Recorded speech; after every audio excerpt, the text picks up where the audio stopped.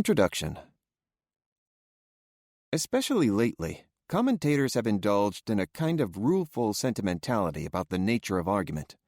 Individuals used to engage in high-minded debates, the lament goes, whereas now all they do is yell at each other or allow measured argument to decline into insult and personal attacks.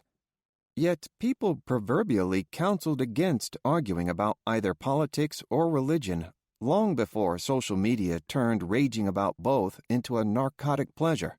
It is nearly impossible to have a rational argument about political or religious beliefs that have been, almost by definition, arrived at along irrational psychic paths. It is nearly impossible to have a rational argument that is not built out of the sticks and stones of emotion, period. Written in 55 BCE, Cicero's De Oratore is a classic treatise on how to argue, though in places it might sound to contemporary ears like a description of how far argument has declined from the popular conception of its orderly classical proportions. Now nothing is oratory, is more important than to win for the orator the favor of his hearer, and to have the latter so affected as to be swayed by something resembling a mental impulse or emotion, rather than by judgment or deliberation. For men decide far more problems by hate, or love, or lust, or rage, or sorrow, or joy, or hope, or fear, or illusion, or some other inward emotion, than by reality, or authority, or any legal standard or judicial precedent or statute.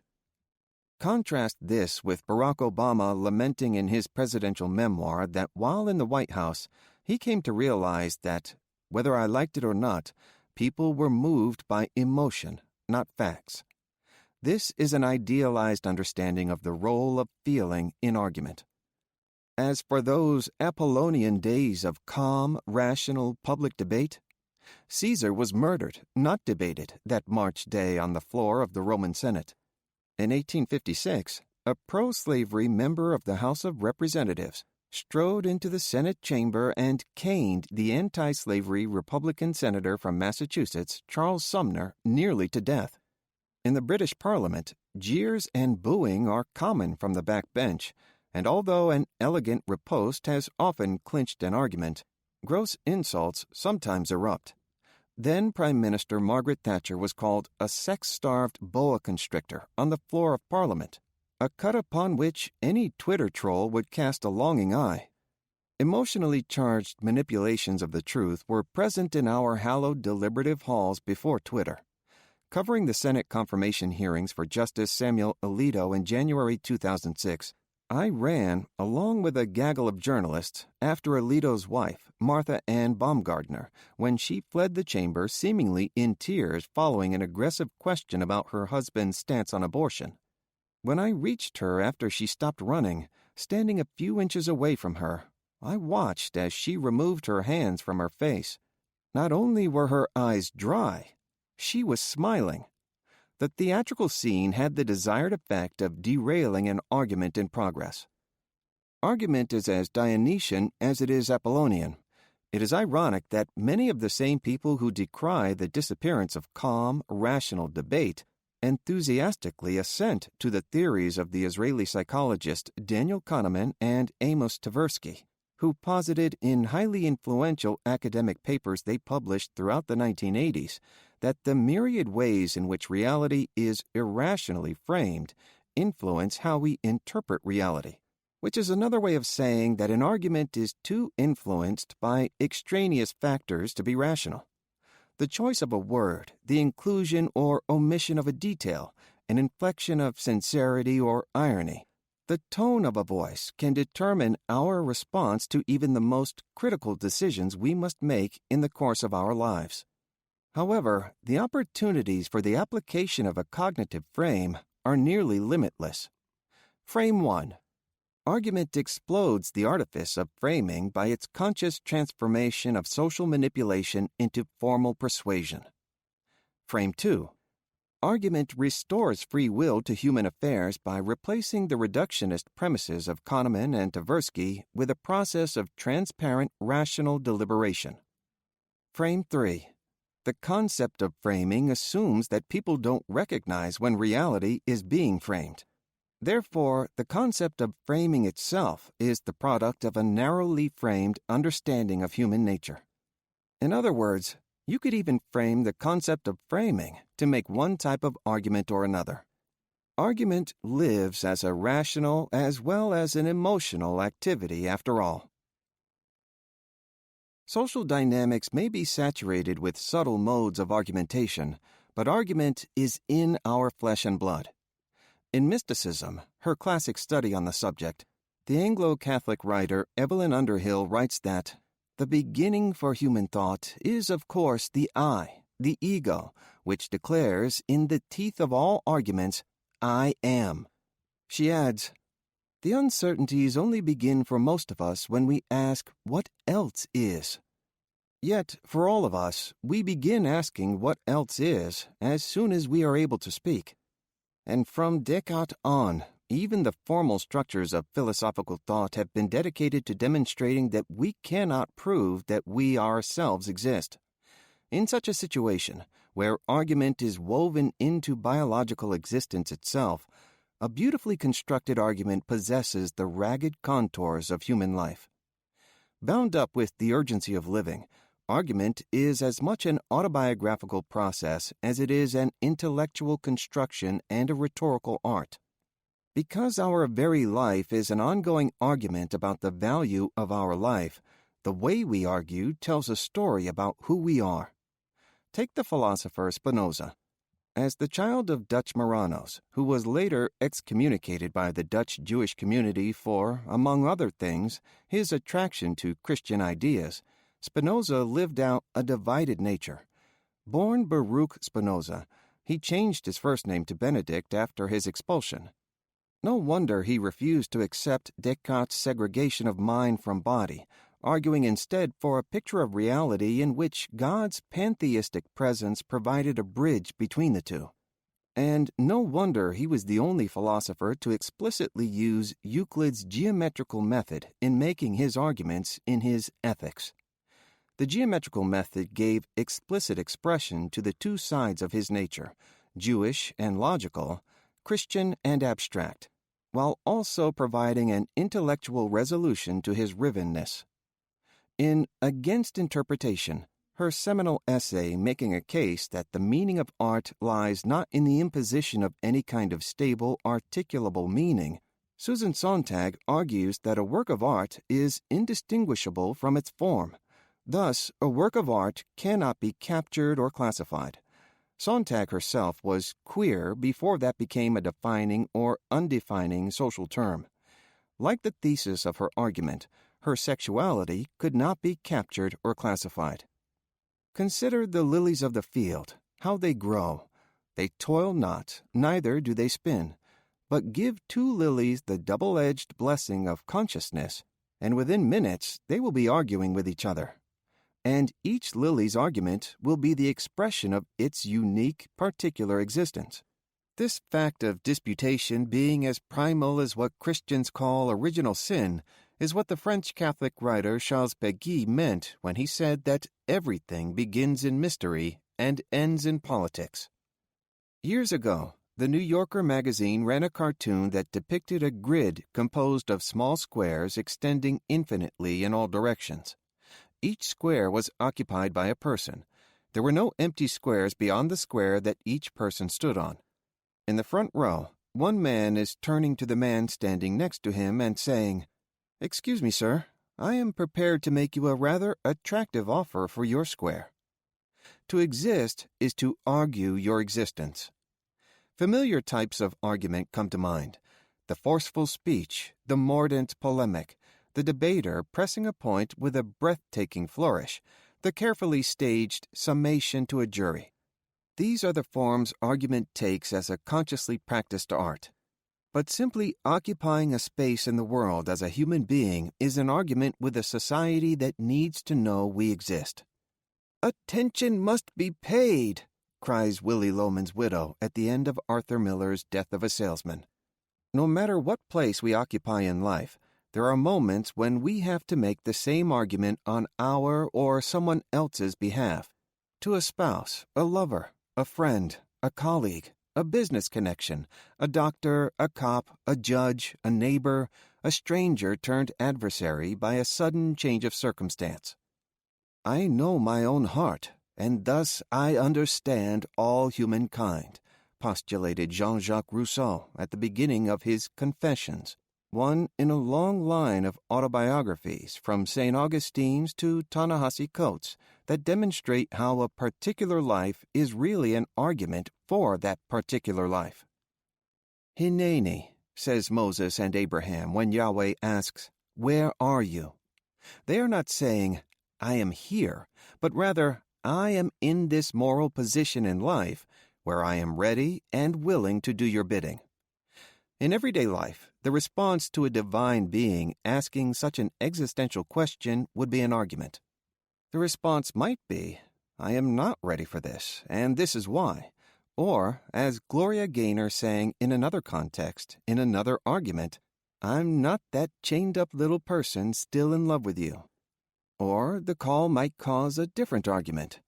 "I have to leave my obligation to you because God is calling me, and this is why I have to obey the call."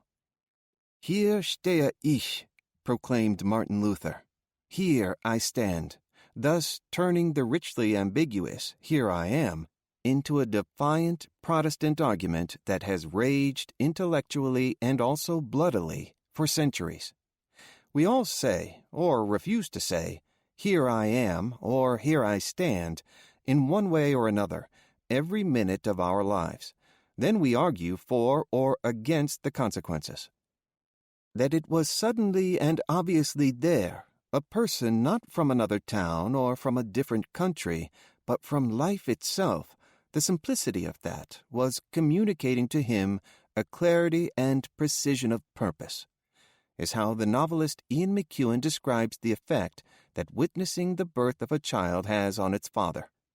The child is the subject of an argument the parent will make on its behalf to all the world, ceaselessly.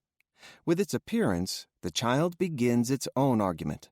A child is born, space is made, attention is drawn, water and oxygen are consumed, matter is appropriated and evacuated. The entire world readjusts itself, if imperceptibly, microscopically. As the child's purpose becomes clear, as its appetites grow, as its personality declares ambitions and imposes boundaries, as the world yields or resists or simply bides its time, an argument is being made, on both sides. "Son," begins Ta-Nehisi Coates' memoir, Between the World and Me, addressed to his little boy. What more definite and defiant way to start an autobiographical polemic? Or to come at it from the opposite direction. As Joseph Conrad put it in Nostromo, whenever someone dies, that person's particular truth leaves the world. Nothing presented as truth has ever gone uncontested. Neither has any human life. "Let there be light," are Yahweh's first words in the Bible, spoken with luxuriant ease in absolute isolation. Only a transcendent being, existing outside time and space, history and society, can speak in declarative sentences that are as uncontested as such a being's existence would be. Introduce even a single human consciousness, and argument is sure to follow. The authors of the Hebrew Bible made argument as primal and elemental as the Garden of Eden. They were keenly aware of the complicated status of argument as something good or bad, as a corrective of overweening power or an instrument of power itself. The first words spoken by a human being in the Bible belong to Eve, in response to the serpent, who has cunningly asked her if God really told her not to eat of any tree in the garden, thus implying that God is treating her and Adam unfairly. Eve answers, "We may eat fruit from the trees in the garden, but God did say, 'You must not eat fruit from the tree that is in the middle of the garden, and you must not touch it, or you will die.'" Genesis chapter 3, verses 2 through 3. By quoting God's prohibition instead of paraphrasing it, as she does the other part of his instructions, She is inviting the serpent to offer his own interpretation of God's words and his own advice about how to respond to them, perhaps hoping that he will justify her sense of being mistreated. That is to say, Eve is starting an argument with God by stripping his words of their luxuriant ease and making them as contingent on context as all mortal words are. Eve's first words, the first words of newly created humanity, are the beginning of an argument. They are also a revelation of the power that argument has to transform an imbalance of power. Since what is good and what is bad are usually matters of interpretation, what God's prohibition foreclosed was a situation in which the human beings he created would argue with him, a situation in which he would not be able to say, "Let there be," anything without a debate. Finally, this subtle argument with God that Eve is starting is the Bible author's own argument. It is not rhetorical, though. It is poetic. We shall examine the argument of poetry, of art, in Part 2. But this instance is too good and too instructive to let pass. After eating from the forbidden tree, Adam and Eve hear God walking in the garden in the cool of the day, and then hide from him. But why would God be walking in the garden precisely at the moment when it becomes cool? The provocative implication is that God was waiting until the cool of the evening to take his walk because, like any mortal, he wanted to avoid the heat. God's own creation was beginning to bedevil him, and that creation includes Adam and Eve. This lovely, realistic detail was perhaps the author's argument that divinity itself was human, and that therefore humans shared in the nature of the divine. It was an expression that would continue through painters' depictions of Christ that demonstrated Christ's humanity in the expression of his face or even the portrayal of the Christ child's phallus. Now, a skeptic could respond to my argument by saying this is all nonsense. First of all, such a skeptic might argue I am using the King James translation here. The Hebrew word translated as cool of day, or sometimes as breezy, could well derive from an Akkadian word meaning storm. This would have God walking in the wind of the storm, a rendering that is appropriate, since Adam and Eve fear his wrath for having disobeyed him. Still others could dismiss my interpretation as both labored and tendentious. The breathtaking, realistic touch is no more than that. The biblical authors having fun by inserting a mundane detail from life into the sublime setting. May the best side win. Argument goes so far back because argument is, you might say, an ontological necessity.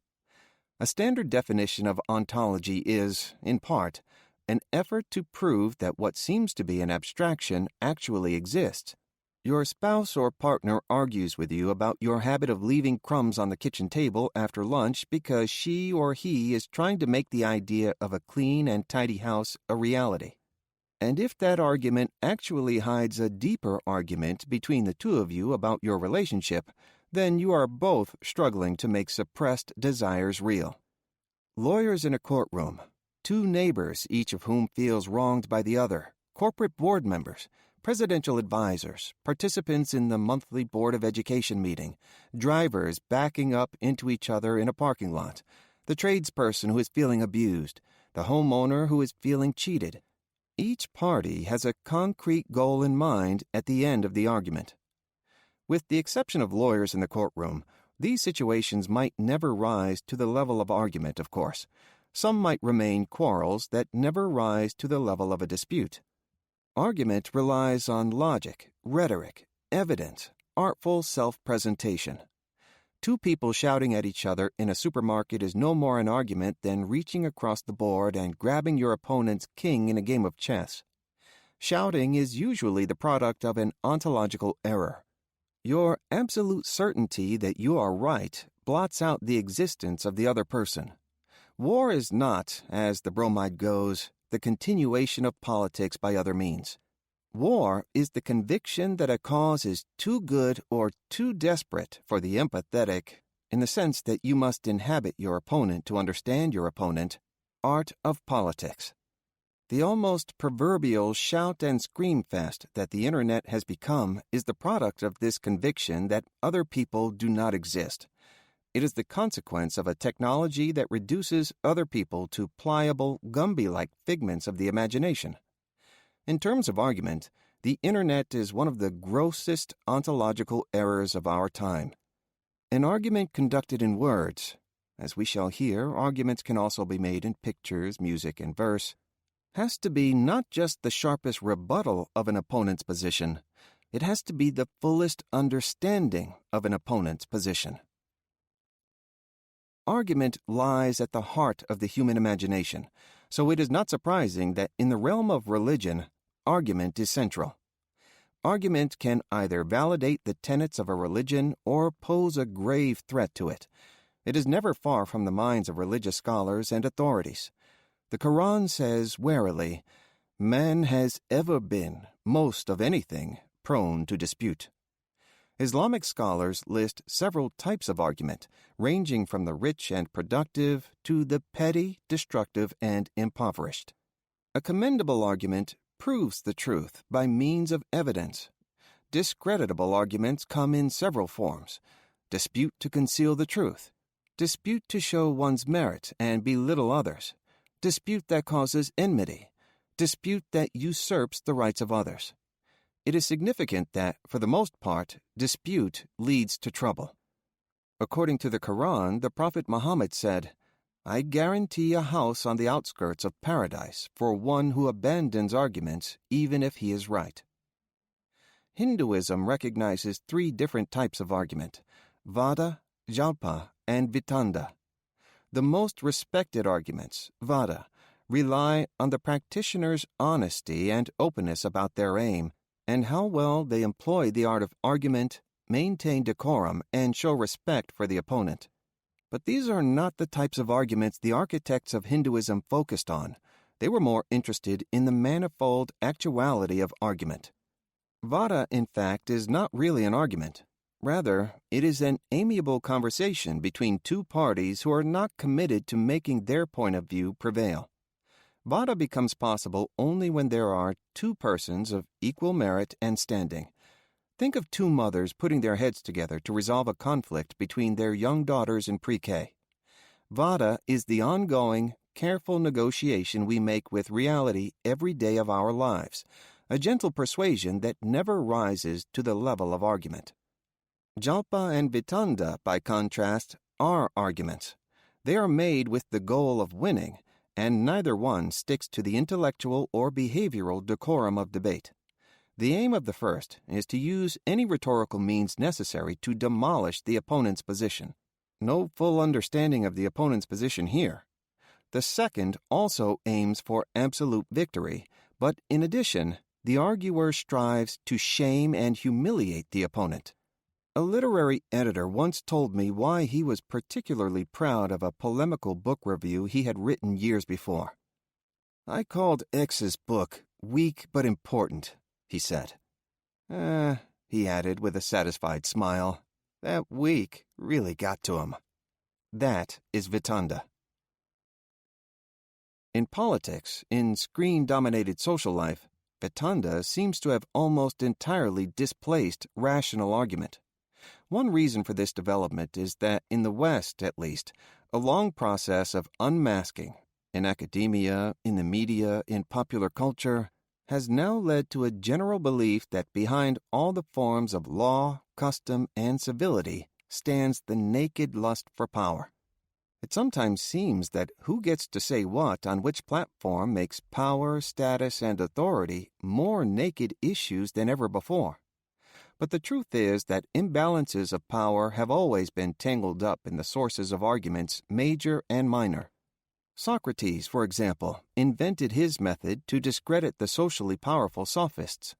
The declamatory polemical style of the pamphleteers during the American Enlightenment deployed brevity and speed to undermine the distant alien laws of England, while European intellectuals from Voltaire to Friedrich Schiller used the intimate form of a letter addressed to their fellow citizens to bring their arguments closer to people estranged from monarchs who ruled from afar. For all of Buddhism's emphasis on peace achieved through the abolition of ego and desire, the Buddha himself was the most contentious founder of any major religion. In one of the many debates the Buddha had with the Brahmins of his day, he explicitly takes on the arbitrary foundation power rests upon, addressing a Brahmin named Asalayana. "But, Asalayana, the Brahmin women are plainly seen having their periods, becoming pregnant, giving birth, and nursing their children. And yet the Brahmins being born through the birth canal say, Brahmins are the superior caste." You might call this argumentum ab corpore, an argument from the body. You find it in Montaigne. Kings and philosophers shit. It is in Shakespeare's deconstruction in King Lear of Lear's kingship to the humbling biological reality of being a poor, bare, forked animal. In the 1960s, artists and political activists deployed bodily functions against the entrenched social and political forms of the day. The Living Theater's performance piece Paradise Now used nudity as consciousness-raising strategy. Michel Foucault's argument about the human body being a literal, physical atlas of the effects of social and political power is probably the terminus point of this lengthy historical argument that, in fact, shuts down argument. An argument from the body occurs when a power imbalance makes reasoned argument impossible. Such an argument falls into the larger category of changing the framework of debate entirely. The philosopher of science Thomas Kuhn defined as a paradigm shift the moment when a scientific worldview gives way to another worldview, with which it has no continuity and which seems to have come from another reality, a shift from Newtonian to Einsteinian physics, for example. Historical change is even more radical. Whenever the status quo is threatened, argument is not simply transformed, it becomes suspended. Here, from Matthew chapter 22, verses 23 to 33, are the Sadducees trying to draw Jesus into an argument in hopes of refuting his claims of truth. That same day, the Sadducees, who say there is no resurrection, came to him with a question.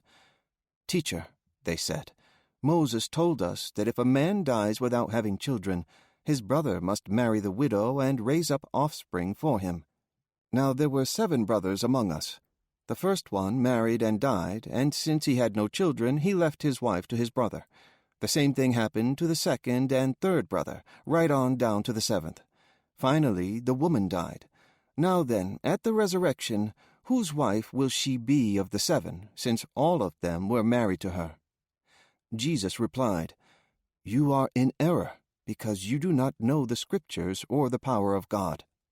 At the resurrection, people will neither marry nor be given in marriage. They will be like the angels in heaven. But about the resurrection of the dead, have you not read what God said to you? I am the God of Abraham, the God of Isaac, and the God of Jacob. He is not the God of the dead, but of the living." When the crowds heard this, they were astonished at his teaching. It is likely that, rather than being astonished at Christ's teaching, the crowds were amazed at his audacity in sweeping away the vision of reality they had accepted and lived by until that moment. No logical, rhetorical, or evidentiary response can be made to Christ's claims. They are as discontinuous from the Sadducees' argument as the theory of relativity is from Newton's 3 laws. For argument to exist, the parties on each or every side have to share the same reality. Sometimes the shouting that results when they do not is the product of an ontological error. Sometimes it is the dawn of a new way of looking at reality. 1. The Art of Argument. When, O Cataline, do you mean to stop abusing our patience? Our conscience is absolutely clear. Before I start taking questions, I want to open it up with a couple of comments about what we saw and heard yesterday.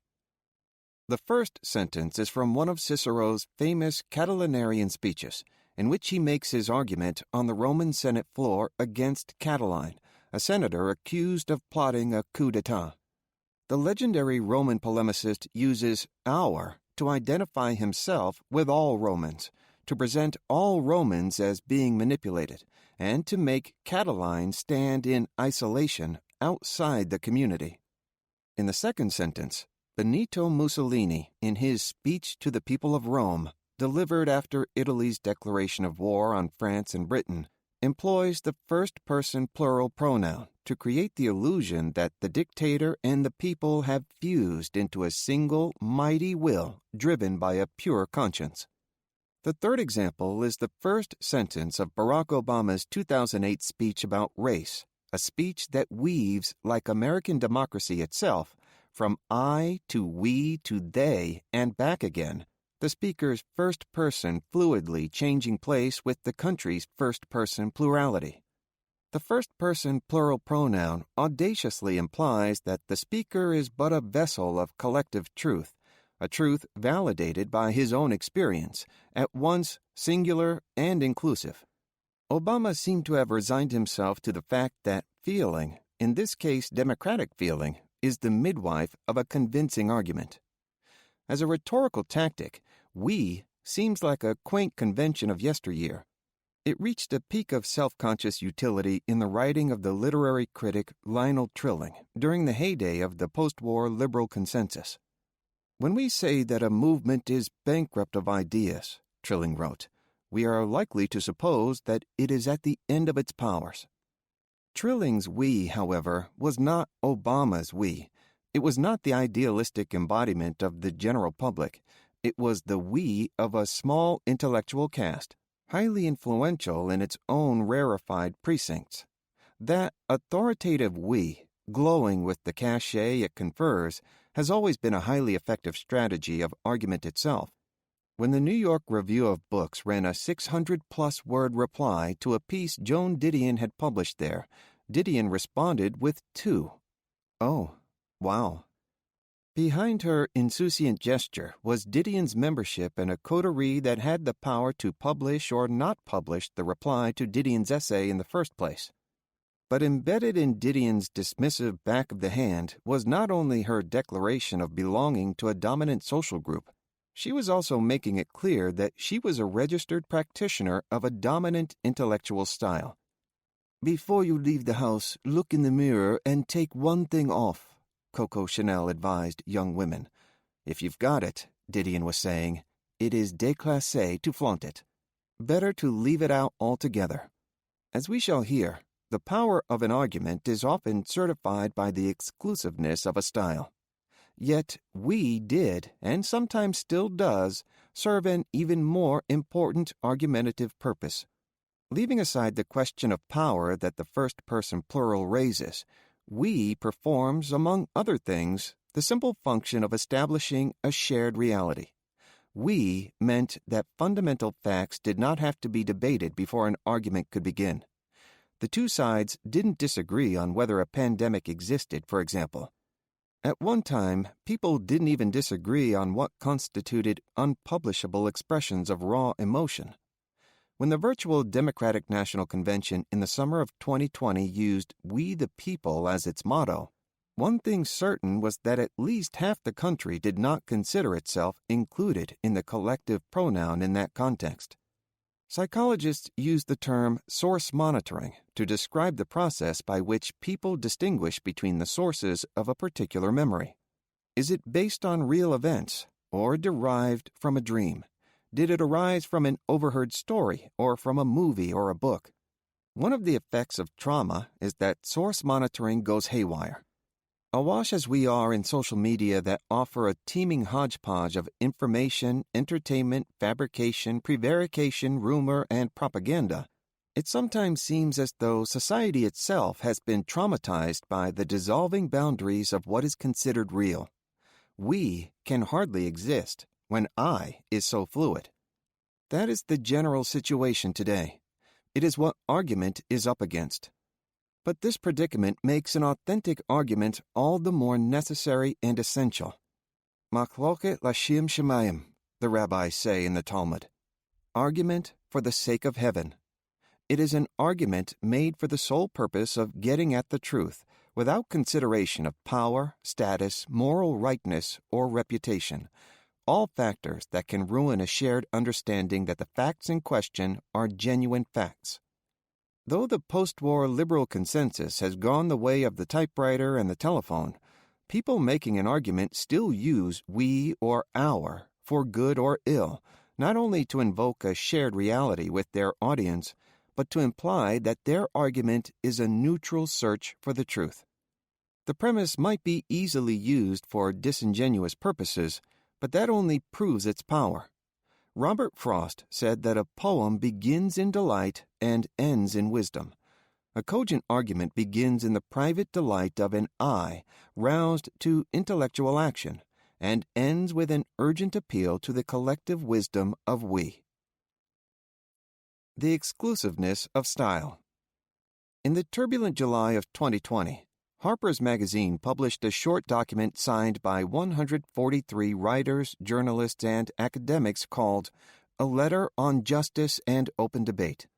The purpose of the letter was to protest cancel culture, an atmosphere in which people's careers and sometimes lives were ruined when they were exposed and shamed for what you might call spilled inwardness, for having dropped a remark on Twitter or in a private meeting or conversation that was construed as socially harmful and then made public. The new prosecutorial style, or a style of moral redress depending on your perspective, had its origins in the #MeToo movement, which caused the professional downfall and personal ruination of a number of prominent men. Here, too, elite opinion, the general public did not seem particularly exercised by the new set of circumstances, was divided between those who felt that such men got what they had long deserved in a culture that tolerated the male domination of women, and those who believed that the punishment often exceeded the crime. Hurtful comments randomly made were not the only words that incurred retribution, however.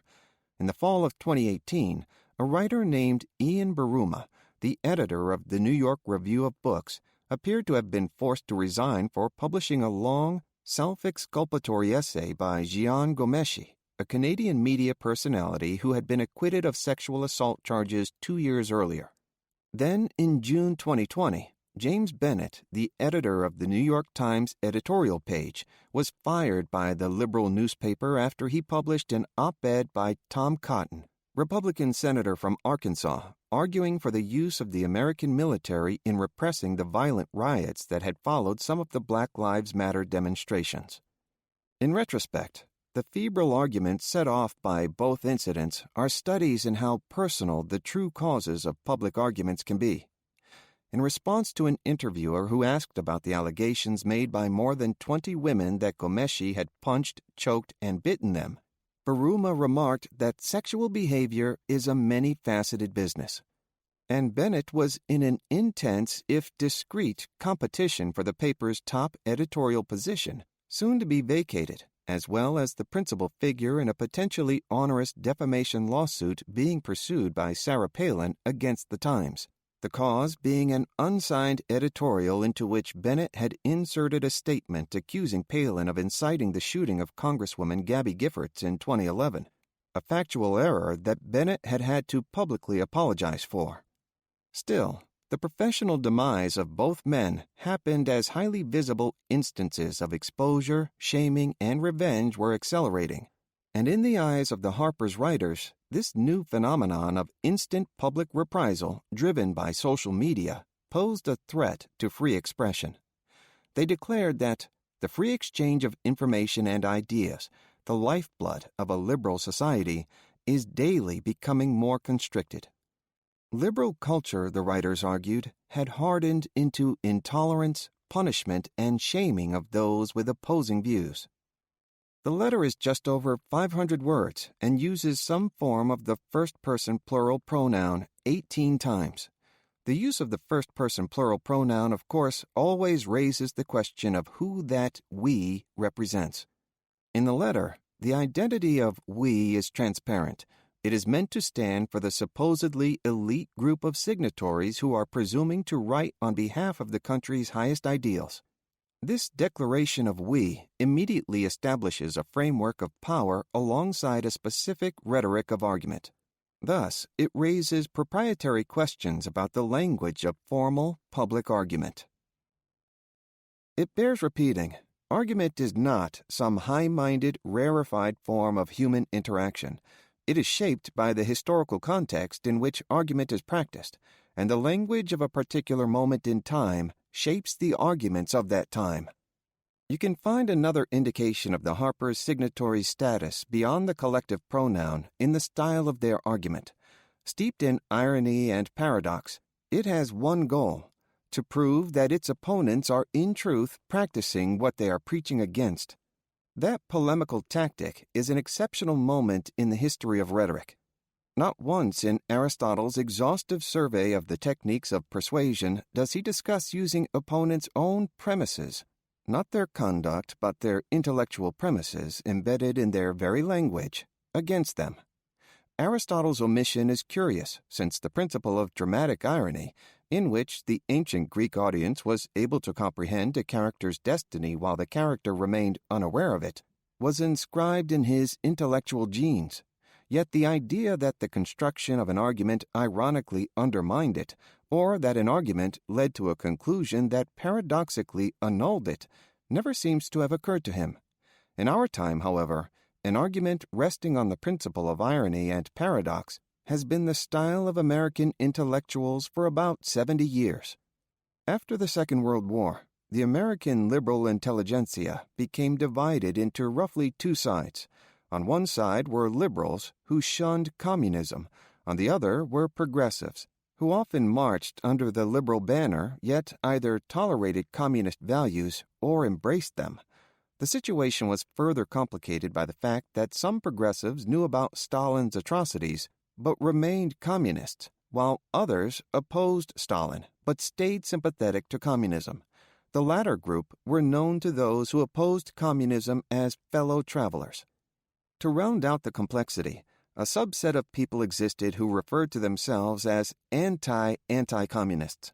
They ran the gamut from principled anti-Soviet democratic socialists who abhorred right-wing red baiting to closet communists who hid behind a seemingly principled stand against right-wing extremism. Add to these twisting levels of meaning the sense instilled by the experience of war that the best-laid plans and most admirable ideals could be blown apart in a second, and you arrive at the dominant style of post-war liberal argumentation: irony and paradox. Reinhold Niebuhr was the philosopher of such tragic irony. He believed that liberal individualists, for example, embrace a science and technology that are indifferent to the individual and pose a threat to liberalism. Thinking of the use and abuse of American power overseas, he argued that American idealism was often cruelly refuted by history. As for the fight against communism itself, a nuclear age all but guaranteed that if it continued, the battle for freedom would have the consequence of obliterating Earth and its inhabitants. As Ralph Ellison, the novelist of tragic irony, put it in Invisible Man, "Beware of those who speak of the spiral of history. They are preparing a boomerang. Keep a steel helmet handy." Mike Tyson phrased it even more plainly. Everybody has a plan, until they get punched in the mouth. In the eyes of some conservatives of the time, liberal anti-communism was a contradiction. For the liberals who defined themselves by the phrase, however, Lionel Trilling most notably, such a seeming paradox came from a complicated habit of mind signifying a thought process that could, as F. Scott Fitzgerald once defined the test of a first-rate intelligence, hold two opposed ideas in the mind at the same time and still retain the ability to function. Though perhaps weakened by time, perhaps even a faint caricature of its former vitality, the style of the Harper's letter displays irony and paradox as the proof of its membership in a dominant social group.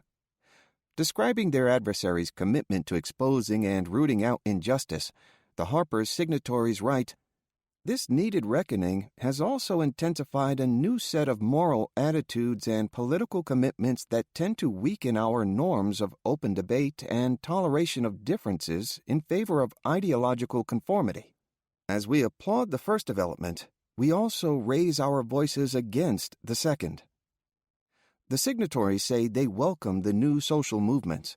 Then they expose what they believe to be the irony of the repressive atmosphere that such sentiments of political liberation are causing. And then they embody in a single rhetorical flourish the liberating near paradox they have just explained.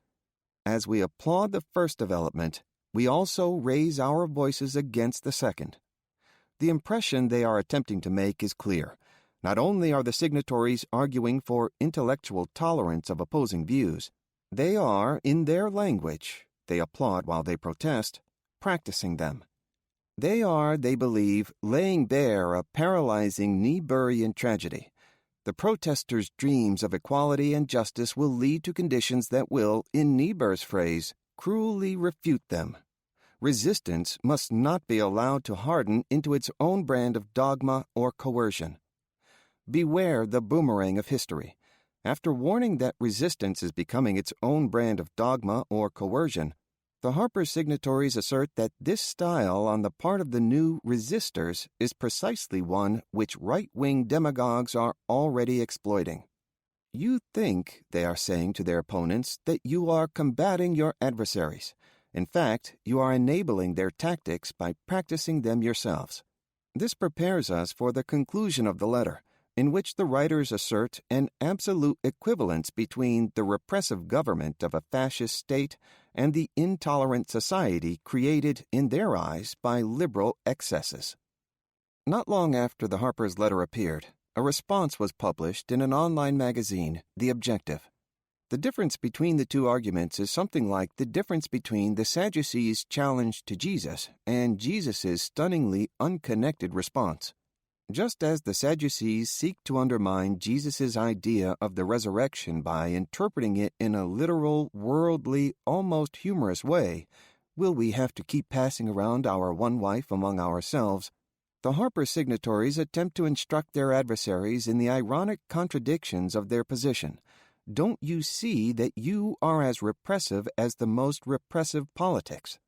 The Objective writers, however, respond with passionate sincerity.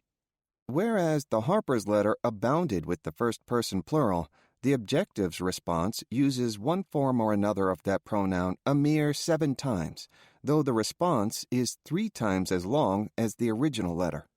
The contrast might have been unintentional, but the implication is striking. The Objective represents an evolving plurality of voices that has yet to coalesce into a new status quo. Diversity and tolerance are, perhaps ostentatiously, built into this lack of we-ness, whose ranks continue to grow and to shift. The Objective, its signatories are saying, does not need to prove its commitment to free discourse. Its lack of closed doors, along with its fluid heterogeneity, removes the need to do that. This is what we might call an appeal to the optics of argument. Just as the invocation of we in the Harper's letter attempts to shape readers' perception of what it is saying. Of the technique of argument, there is very little in the Objective's response. The irony and paradox that are the mark of an official cultural caste are entirely absent. Instead, the Objective's tone is ardent, earnest, and sincere, rhetorical qualities that have always been associated not with elites, but with an insurgent class below the elites. With its title, A More Specific Letter on Justice and Open Debate, the letter offers a combative counterthrust to the Harper's letter. More specific implies that the Harper signatories are writing in an older style, one characterized by windy generalizations and ritualistic nods to abstract intellectual pieties. The Objective writers, on the other hand, are going to call particular details by their name. As if replacing a telescope with a magnifying glass, they answer insinuations of irony with exposures of hypocrisy. Describing the Harper's letter, they write, "The signatories, many of them white, wealthy, and endowed with massive platforms, argue that they are afraid of being silenced, that so-called cancel culture is out of control, and that they fear for their jobs and free exchange of ideas, even as they speak from one of the most prestigious magazines in the country." Having exchanged the genteel kid gloves of intellectual understatement for the boxing gloves of straightforward accusation, the objectives letter gradually develops into a specific, real-life catalog of instances in which, the writers argue, some of the prominent Harper's writers did not practice the openness that they are advocating. In fact, a number of the signatories have made a point of punishing people who have spoken out against them, including... I hardly want to push the analogy to the Sadducees' confrontation with Christ too far. There's nothing Christ-like about the objective's accusatory tone, but the two instances have fundamental formal similarities, if not essential ones. The Sadducees, an elite stratum of priests, point with an ironic wink to a paradox in the idea of resurrection. Christ answers with ardent sincerity. These are not just rival eschatologies, two competing visions of mortal and eternal life. They are two rhetorical styles that have no point of convergence. The issue between the Harpers and objective writers was one of power, not a question of who gets to talk, but of what style gets to be dominant. And when power is the only framework for language, argument becomes impossible. Victory is wrested, not earned and then agreed to. This is an old story. Displays of irony are being replaced by cries of hypocrisy. Power itself is being defined as corruption and weakness, while weakness is trying on the accoutrements of power. Insurrections are always roaring with earnest outpourings of feeling, while established thoughts and sentiments over time retreat behind moats and ramparts of coded meaning. Of course, people sympathetic to neither side might be tempted to characterize the latter as the complacent harumphing of the members of a private club, and the former as the bellicose resentment of outsiders yearning to be let in. There is always another argument to be made beyond the borders of any particular argument. The exchange between the Harpers and the Objective's signatories came to mind after the visceral first presidential debate between Donald Trump and Joe Biden. In that moment, you saw a parallel motion to the Harpers' objective argument, a movement away from comfortable, staid, coded meaning to all-out expressionism. It was argument returning to the foul, rag-and-bone shop of its sources in the human ego. The feelings of fear and rage the debate that night aroused in people of all political stripes laid bare argument's DNA. Since argument is ontological, a biological necessity masquerading as an intellectual obligation or compulsion, you often recall a particular argument in existential rather than intellectual terms.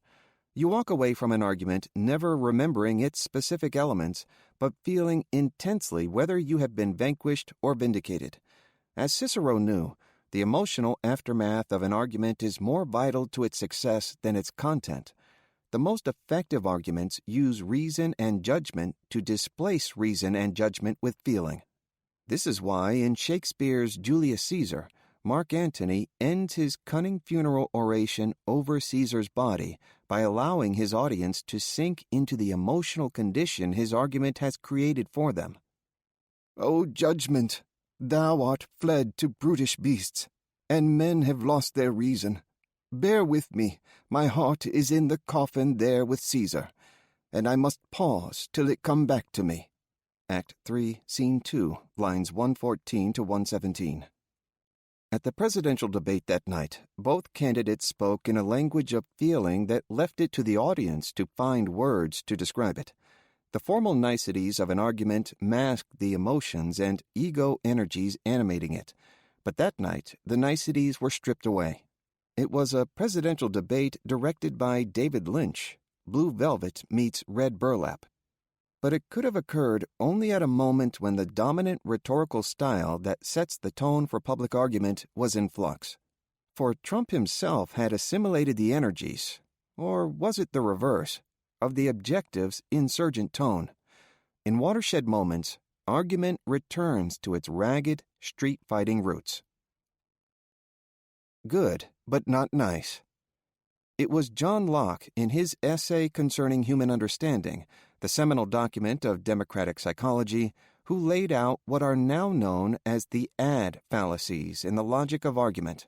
These are ad verecundiam, ad ignorantiam, and ad hominem. The first is an argument that looks to experts or to the arguer's own high social status to prove its point. The second is an argument that something is true because it has not been proven false. Arguments for and against the existence of God both argue ad ignorantiam. The last, everyone knows. It is an attack on an opponent's character. Against these fallacious modes of disputation, Locke placed his ideal of argument, argumentum ad judicium. This he defined as argument that was supported by the foundations of knowledge and probability, an argument based on facts and logic, in other words. It was a neutral and amiable search for the truth, something like the Hindu notion of vada or the Talmudic idea of argument for the sake of heaven. Locke's ideal argument was one that was unaffected by any context or factor outside the intellectual rules of argument themselves. That was his conception of democracy, too. He saw it as a political system that built consensus on the solid foundation of shared facts and a general agreement about the possibilities the facts could or could not support or could not lead to.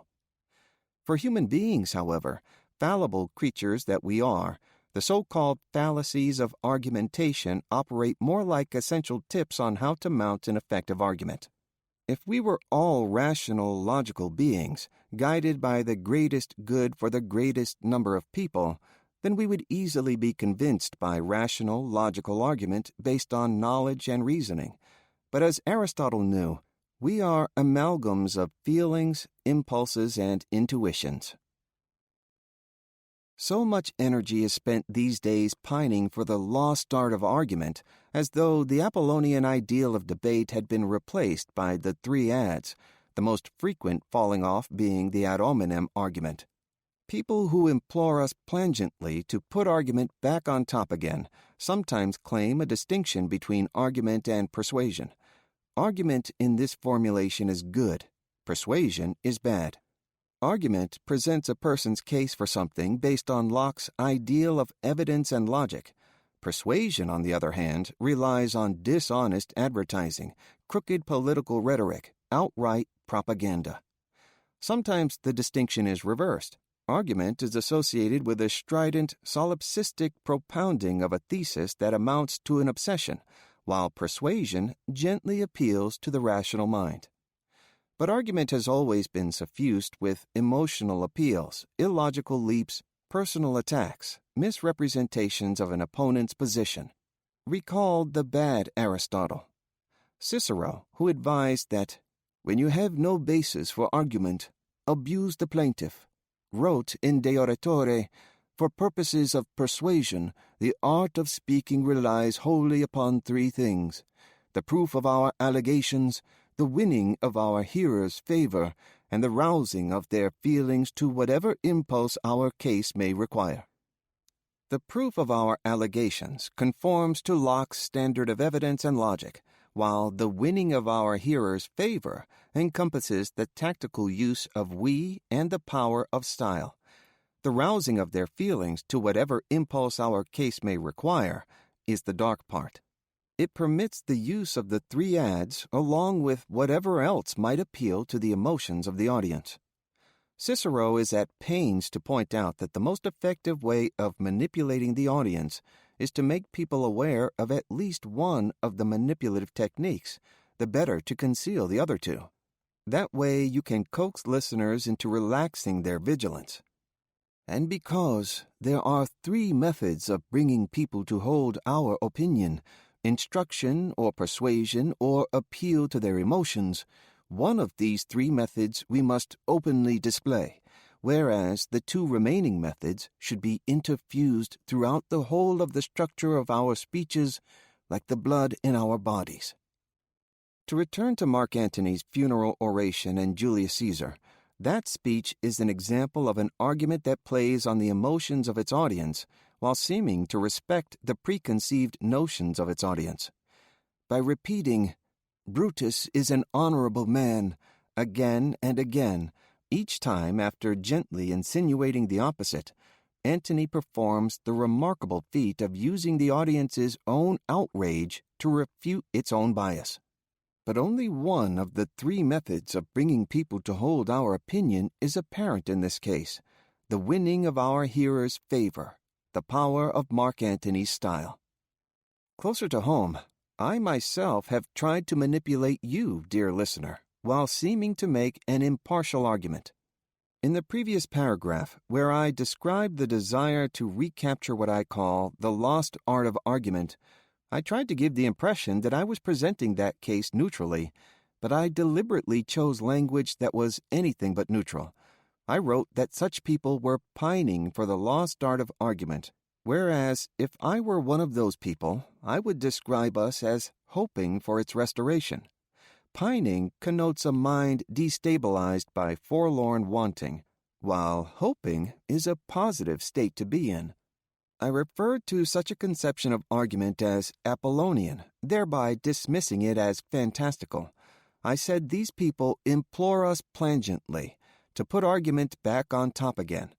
Plangently and implore indicating the same distressed mental state as pining, and putting argument back on top again resonating, I hope, with coarse ambition.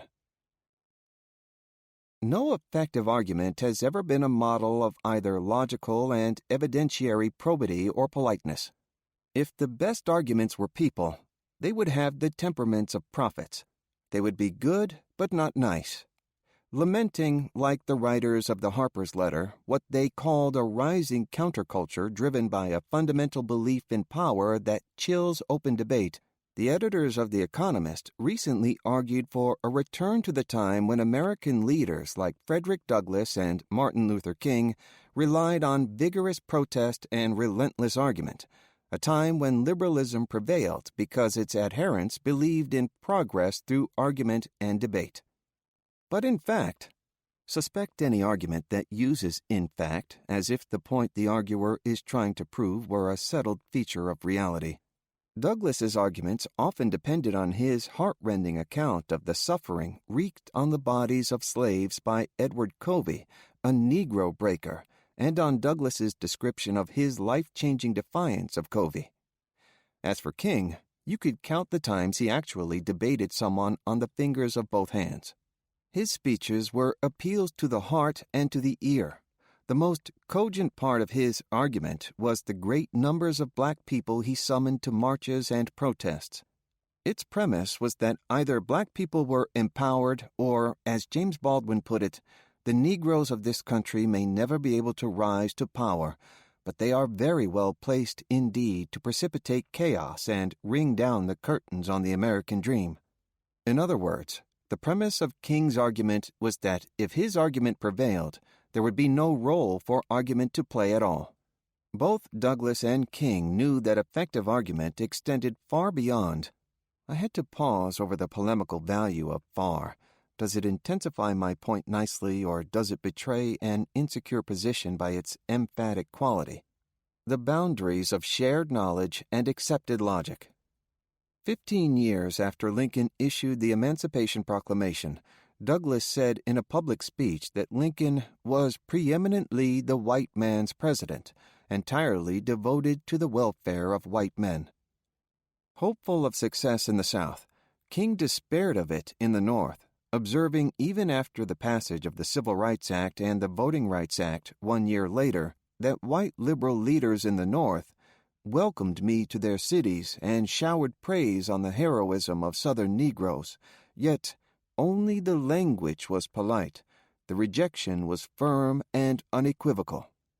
Neither man shared the Economist editor's rosy faith in the power of argument. The goal of their arguments, such as they were, was to bring society to an impasse, like that between the Sadducees and Jesus, after which conflict could finish what argument had started. Having gathered up emotion where they could, they clearly decided that social and political arguments need to be resolved by some degree of organized emotion. Now, the Economist editors might respond that the point I have made exists comfortably alongside the point that they were making. They never said that argument was a rational process that led rationally to social change. That was my own straw man. They merely said that in the large scheme of things, argument often had the effect of leading to social change. and they would be right, up to a point. But what about you? The most notorious of the ads is the ad hominem argument. In American society, where individuality is the highest good, and therefore an intimate attack on an individual becomes a feared and lethal bad, arguing ad hominem gets more roundly condemned even as it becomes more widely used. Ad hominem argument can be divided into three categories. One is Twitter's favorite, the claim that someone's position on something cannot be valid, not because that person's actions contradict his prescriptions, but because he is too rotten to be credible. The second is that a particular position merely reflects the proponent's self-interest. And the third is known as tu quoque, you also, or as we say, what about you? If you tell your children to get off their computer and phone screens, lecture them on the dire cognitive effects of too much screen time, and then go back to your smartphone, you lay yourself open to the tu quoque charge. The standard definition of tu quoque is that it is a charge of hypocrisy. When you make a tu quoque argument, you are accusing your opponent of behavior that undermines the principles animating his own argument. The authors of the Objectives letter, for example, accused one of the signatories of the Harper's letter of working to deny academic tenure to someone who held different beliefs from hers, even as she was decrying a cancel culture that punished people for holding different beliefs from the majority. In our moment of highly personalized culture, where fractured egos seem to have replaced fracturing ideologies, tu quoque has become a dominant argumentative style. The dubious advantage of being the target of a tu quoque argument is that a refutation of it can dispense with the labor of constructing a counterargument. All that is required is for the person being attacked to prove that he was either not being a hypocrite or not doing what he has been accused of doing. But the target could also offer an intellectual response to a tu quoque argument instead of a personal one. The respondent could practice the famous dictum reputed to have been formulated by Thomas Aquinas: when you meet a contradiction, make a distinction. In our ultra-personal era, learning how to turn contradictions into distinctions is the rhetorical equivalent of CPR. In response to Susan Sontag's Against Interpretation, for example, a critic might have argued that her own argument for the independence of a work of art from moral meaning was itself a moral statement. Rather than helping us understand the world, Sontag argued, art helps us live in the world. Thus, she contradicts herself. But Sontag's response to such a hypothetical challenge to her argument is right there in her essay, where she introduces a new level of meaning beyond morality, where she makes a distinction rather than committing a contradiction. Elia Kazan, she writes, the director of the original Broadway production of Tennessee Williams' A Streetcar Named Desire, surrendered to the expectation that a work of art convey a clear moral meaning when he wrote in his notes on the play that Stanley Kowalski represented the sensual and vengeful barbarism that was engulfing our culture, while Blanche Dubois stood for endangered and refined Western civilization. Sontag, by contrast, understood the play as being about a handsome brute named Stanley Kowalski and a faded, mangy belle named Blanche Dubois, the way an abstract expressionist painter would understand his painting not as, say, a heroic existential gesture, but as an accumulation of brushstrokes. Sontag's account of Streetcar might be a moral statement in its resistance to the imposition of moral meaning, but that would be a moral statement in an entirely different category from the one it is arguing against. It would be a moral statement entirely divorced from any type of practical morality. A more effective tu quoque argument against Sontag might cite the place in her essay where she declares that the act of interpreting a work of art is the revenge of the intellect upon the world. Having the benefit of nearly 60 years' hindsight, including a full-length biography of Sontag, a critic might argue that Sontag's life work was itself the revenge she took with her intellect on the world. Such a reductively ad hominem retort might suit the intensely personal world we inhabit now, but it would reach too far beyond the particularity of Sontag's work to be very convincing as a rebuttal to it. Like our hypothetical critic of Sontag, The authors of the Harper's letter tried to use their target's premises to undermine their argument. They described a contradiction between what they saw as their opponent's commitment to diversity and their opponent's efforts to stifle free speech on the way to attaining their goal. But in their response, the objective signatories refused to make a distinction where the Harper's letter saw a contradiction. Instead, they hurled back a classic tu quo qui, accusing the Harper's writers of practicing what they were preaching against. What was at stake between the two sides was not a moral or an intellectual proposition, but something beyond moral or intellectual dispute. Each side insisted that what the other side said was made invalid by what the other side did. We are in the realm of Pericles' funeral oration, where actions must prove the validity of words even before words are spoken. Each side seems unconsciously to be making an argument within the argument it thinks it is having. Both sides are claiming, time will tell. We and you and the river of time. The Harper signatories believed that the status quo accommodated, even promoted change and diversity through open debate. The objective writers believed that the status quo only tolerated debate that maintained the status quo.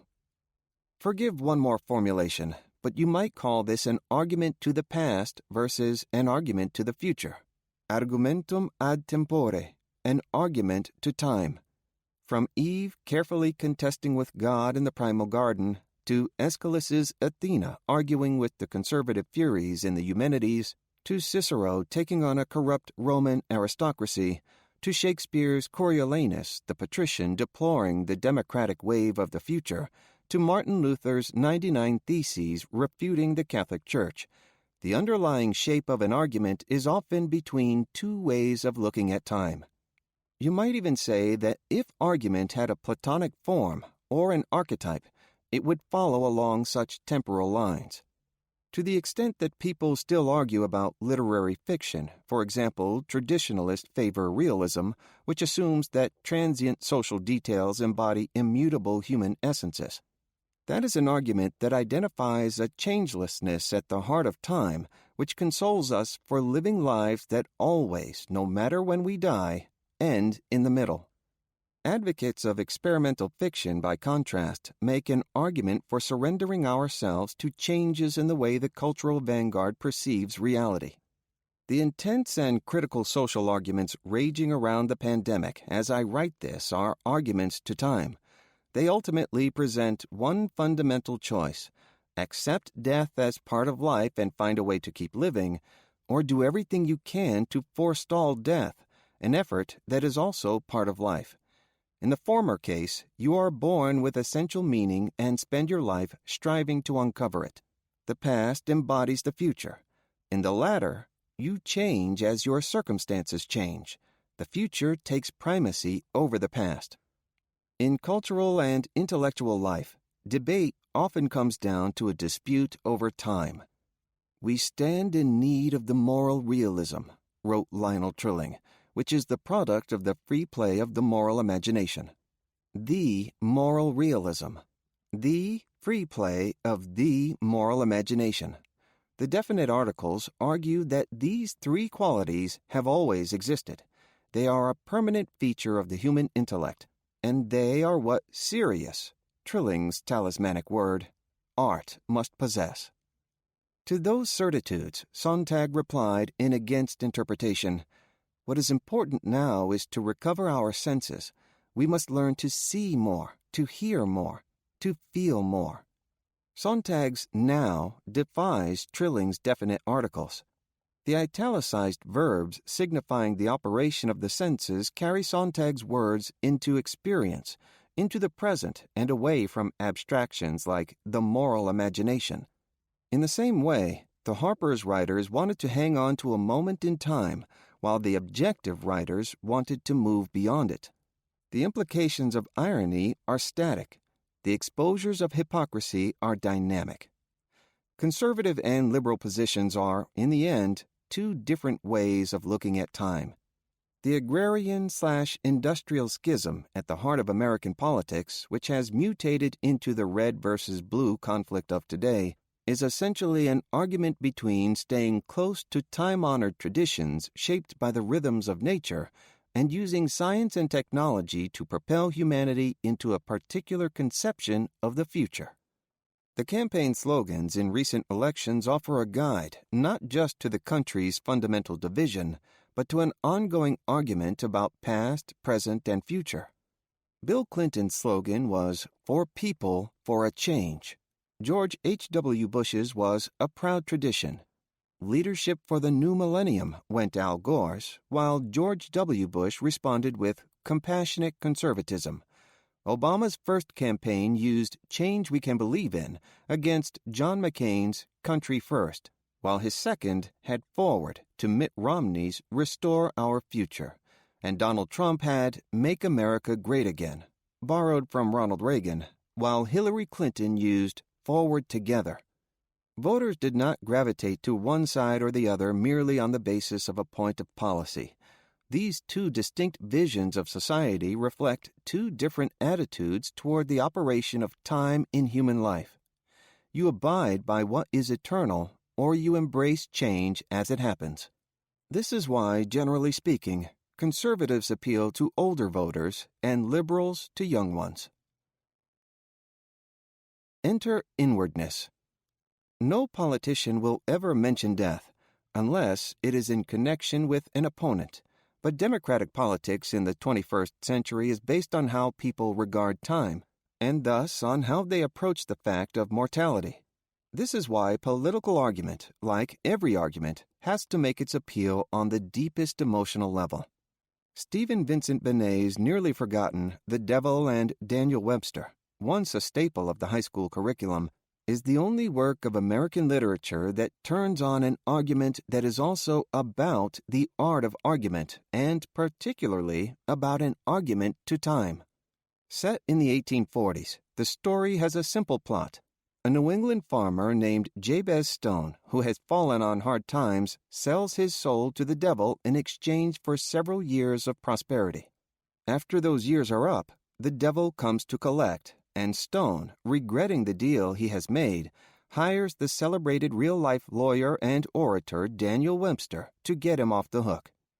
Webster begins by arguing for, in effect, lack of jurisdiction, claiming that because the devil is not a citizen of the United States, Stone cannot be forced into the service of a foreign prince. The devil's response is a model of a defense based on logic and evidence and homespun irony. He is indeed an American, he argues. When the first wrong was done to the first Indian, I was there. When the first slaver put out for the Congo, I stood on her deck. 'Tis true the North claims me for a Southerner, and the South for a Northerner, but I am neither. I am merely an honest American like yourself, and of the best descent. For, to tell the truth, Mr. Webster, though I don't like to boast of it, my name is older in this country than yours. On this particular point, the devil's argument carries the day. The case goes to trial, with Webster eventually prevailing by arguing that American freedom encompasses both good and bad behavior, and that its splendor lies in the freedom to work for positive change. Webster's slowly soaring rhetoric makes its deepest appeal to elemental feelings. And Webster began with the simple things that everybody's known and felt, the freshness of a fine morning when you're young, and the taste of food when you're hungry, and the new day that's every day when you're a child.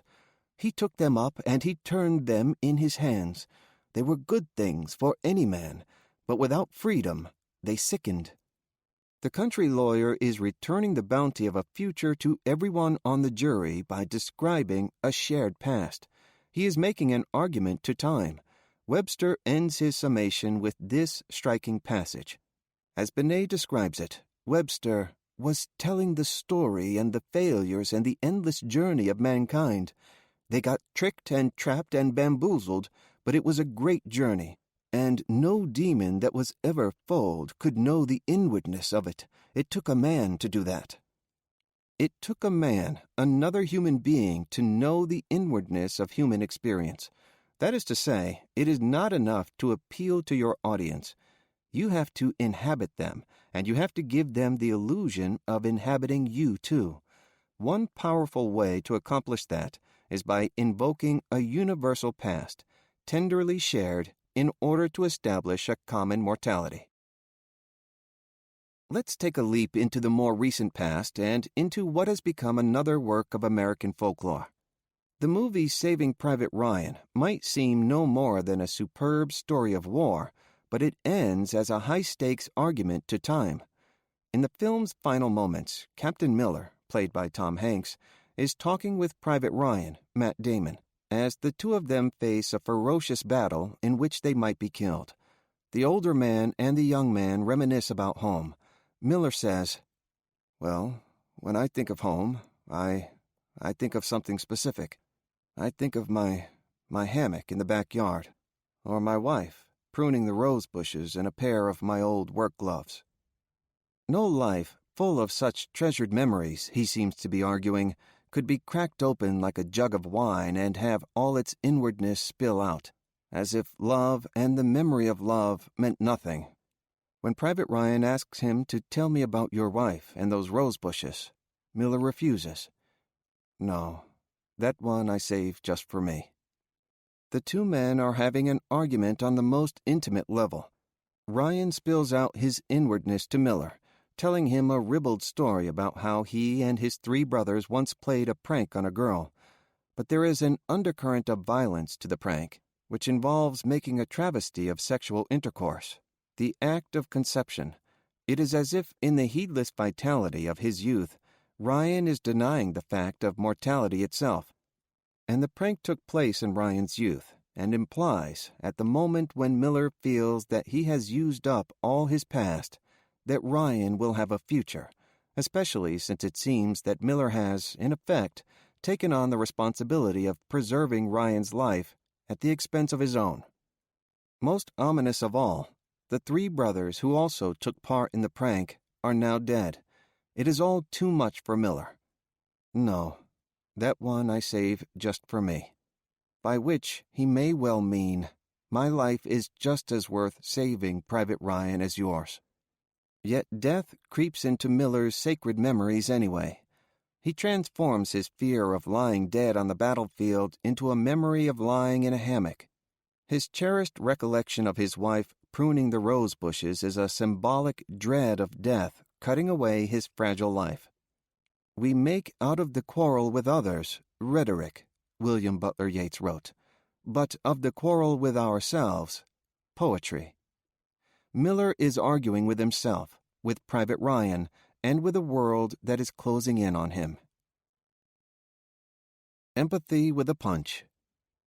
As we have heard, Aristotle spends a good deal of time in The Rhetoric explaining how an orator, argument was spoken then, not written, might be able either to produce emotions like anger, fear, and enmity in his audience, or to recognize them in the audience and play on them. Though Aristotle deplored the crass theatrics deployed by the orators of his day, he spends most of the Rhetoric dispensing advice on how to manipulate the emotions in the same way those orators did. The difference for Aristotle was that he regarded such manipulation as rooted in a science of the emotions, not as a theatrical gambit. Aristotle thought arguers could arrive at this goal by analyzing how their audience thinks and feels, and then shaping their argument to conform to their conception of an audience's inner state. For example, if I am writing an opinion piece arguing against a sudden enthusiasm for medical rationing among liberals, I will have to analyze the mind of a liberal.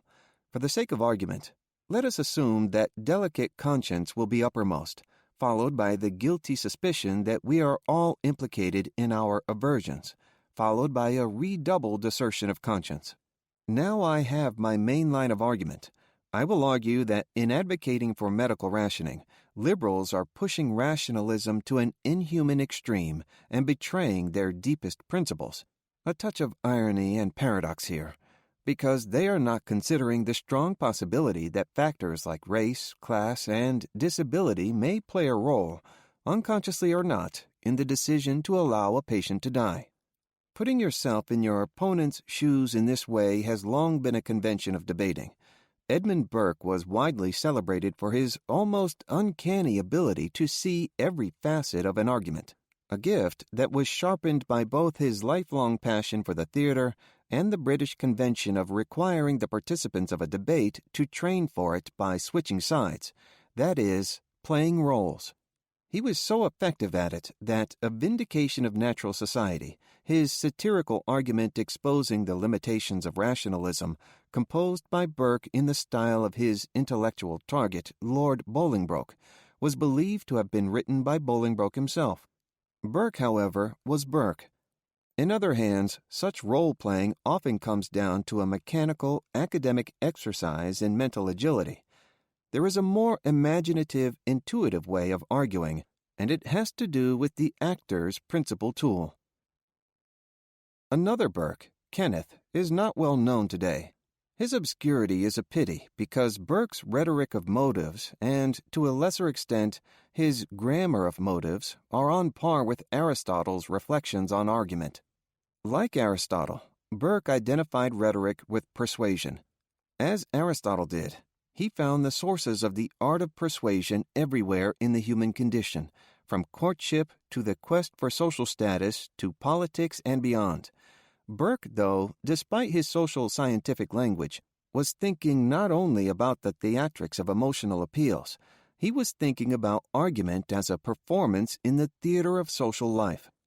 Writing directly after the devastation of the Second World War, Burke believed that the timeless human urge to persuade other humans lies in the divisive nature of human society.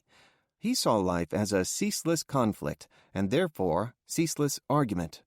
He used a Latin phrase to capture the purpose of his life's work on rhetoric, ad bellum purificandum, which can mean toward the purification, eradication of war, but also toward the purification, making pure, of the beautiful thing. In his mind, persuasion was a species of war that purified military war of its violence and irrationality, and it was a refined art that sought the beautiful thing of cooperation through agreement. In response to division and strife, people have devised myriad forms of cooperation. Some of these fail miserably. In a striking phrase, Burke defines war as a disease of cooperation. People never stop trying for harmony, though. At the root of every argument is an appeal for human beings to join together around its point, even if they do so in opposition to other human beings. If men were not apart from one another, Burke writes, there would be no need for the rhetorician to proclaim their unity. There would be no need, that is, for anyone to try to argue anyone else into agreement with him. Burke's answer to universal conflict is what he calls identification. He considers it to be at the heart of effective argument. Identification ranges from the politician who, addressing an audience of farmers, says, "I was a farm boy myself," through the mysteries of social status to the mystic's identification with the source of all being. Burke's identification is something more than seeing things through an opponent's or an audience's eyes. It is wearing that person's clothes, working at that person's job, sitting in that person's living room. To achieve this entrance into another person's life, Burke took another turn. Burke never mentions empathy as a quality of identification. He barely mentions the term at all. Like Aristotle, he is too interested in conferring on his theories the demonstrable certainties of science, and the operation, even the existence of empathy, is impossible to quantify. But he comes close to empathy as the central principle of argument in his notion of dramatism. To illustrate the centrality of human motivation, Burke turns to the model of a stage play. We shall use 5 terms as generating principle of our investigation. They are act, scene, agent, agency, purpose. Any complete statement about motives will offer some kind of answers to these 5 questions. What was done? Act. When or where it was done? Scene. Who did it? agent, how he did it, agency, and why, purpose. Burke then goes on to develop a theory of human motivation that he joins to his notion of identification. It has a familiar ring. All the world's a stage, and all the men and women merely players. Combined with, put yourself in the other guy's shoes. But what Burke does with his framework is not routine at all. By rooting the practice of argument in the quest for motivation, then putting the quest for motivation in a theatrical framework, he is shifting effective argument away from its roots in rhetoric. At the time Burke was writing, method acting was becoming the dominant style of acting on stage and screen. There are many versions of the method, but they all share a basic principle. Actors are required to know precisely what motivates their character and what motivates the other characters in every scene. Once the actors find deep in themselves some identical form of wanting, the character comes to life. The ancient Greeks had no term for empathy, despite the fact that empathy is derived from an ancient Greek word. It means passion or feeling. In his exhaustive exploration of the emotions, Aristotle never considered the phenomenon of one person feeling what another was feeling. Such identification with another human being would have been a useless emotion in the ancient world, where life was short, armed conflict incessant, and torture, execution, and enslavement the consequences of military defeat. On the other hand, perhaps empathy came so naturally to ancient people that no one made a fuss about it. In our modern capitalist time, so haunted by excesses of ego that blot out other people's inwardness altogether, the nature and function of empathy is a persistent preoccupation. The psychoanalyst Heinz Kohut had a name for what Burke himself most likely did not recognize he was reaching for. Kohut called it vicarious introspection. Without that imaginative process, Kohut said, society would fall apart. Kohut considered vicarious introspection an essential therapeutic tool. He liked to illustrate this imaginative leap with the example of encountering a person who was exceptionally tall. Only when we think ourselves into his place, by vicarious introspection, begin to feel his unusual size as if it were our own, and thus revive our own inner experiences in which we had been unusual or conspicuous. Only then do we begin to appreciate the meaning that the unusual size may have for this person, and only then have we observed a psychological fact. This is not the standard role-playing exercise in debate preparation. Imagining yourself into another person's inwardness goes beyond thinking. A psychoanalyst named Theodore Jacobs later recast Kohut's example into a hypothetical anecdote in order to make this point. A colleague of some renown, who was extremely small in stature, received a call for a consultation. At the arranged time, the new patient arrived. About to enter the waiting room to greet him, the analyst suddenly stopped at the threshold and momentarily stood transfixed. There in front of him was a Paul Bunyan of a figure, fully 6 feet 8 inches in height, weighing perhaps 260 pounds, and wearing cowboy boots and a 10-gallon hat. For several more seconds the analyst looked at him in silence. Then, with a shrug of his shoulders and a resigned gesture, he motioned toward his office. "Come on in anyway," he said. The situation seemed rationally impossible. The analyst thought he could never overcome his feeling of being in the presence of physical strangeness. Then his imagination took a leap into the heart of his own life, into his own sensory memories, in order to understand the person standing before him. Come on in anyway. There is a moment in the construction of an argument when the inwardness of your opponent comes in upon you in a flash. Come on in anyway. Let me be you in all the strangeness that I can find in you. Once I experience in myself what you must be, then I know how to persuade you. Let us return to the liberals and their argument for what is essentially euthanasia. I try to identify with them in the deepest sense. I try to vicariously inhabit them as people, not as social or intellectual types. Their stated purpose in advocating for medical rationing is to save lives. Many of them are doctors, and they prize life above all else. This ardent conviction is what has brought them to their position. I prize life above all else, too. This is my motive for making my argument against them. I think of my deepest fears, and I imagine myself in the situation of my worst fear coming true. It is everyone's worst fear. This horror lies at the unifying heart of all the diverse, disproportionate, conflicting circumstances in life, the horror of dying. I described the situation during the pandemic of an elderly woman, an immigrant, impoverished, alone, unable to speak more than rudimentary English. She walks unsteadily into a crowded emergency room in her neighborhood.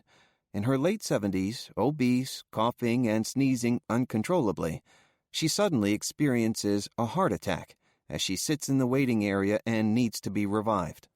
At the same time, a young white woman is rushed in on a gurney, also unable to breathe but not coughing or sneezing.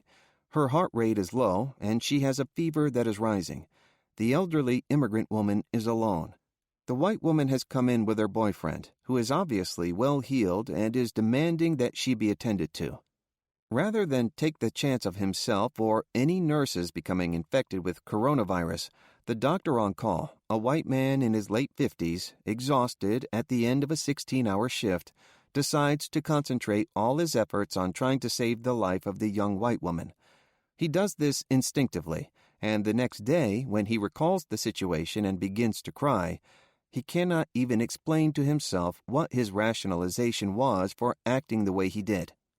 Was it the critical mass of newspaper pieces and cable news segments justifying medical rationing? Had they joined with his exhaustion and disabled his conscience? The immigrant patient had died, alone, no one able to understand her final words, which she had spoken in her native language. The young white woman who, it turned out, had had an anaphylactic reaction to something she had eaten, was able to leave the hospital a few hours later.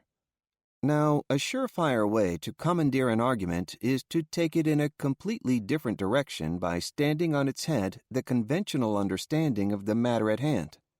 Ever since Plato dismissed the practice of argument as, in effect, false consciousness, and especially today, argument has been defined with distaste as synonymous with noisy bickering. At best, in Aristotle's Rhetoric, for example, argument is treated as cold, calculating manipulation, noisy bickering on one side, cold, calculating hydraulics on the other. If argument matters at all, it seems, that is only because life does not seem able to proceed without it. I wanted to turn that negative conception of argument upside down, so I redefined argument as everything its detractors claim it is not. Where they see selfishness, I postulate an empathetic surrender to another person. Where they describe conflict and chaos, I paint a picture of resolution and harmony. The idea of empathy with a punch, by definition a contradiction in terms, challenges conventional notions of language and experience.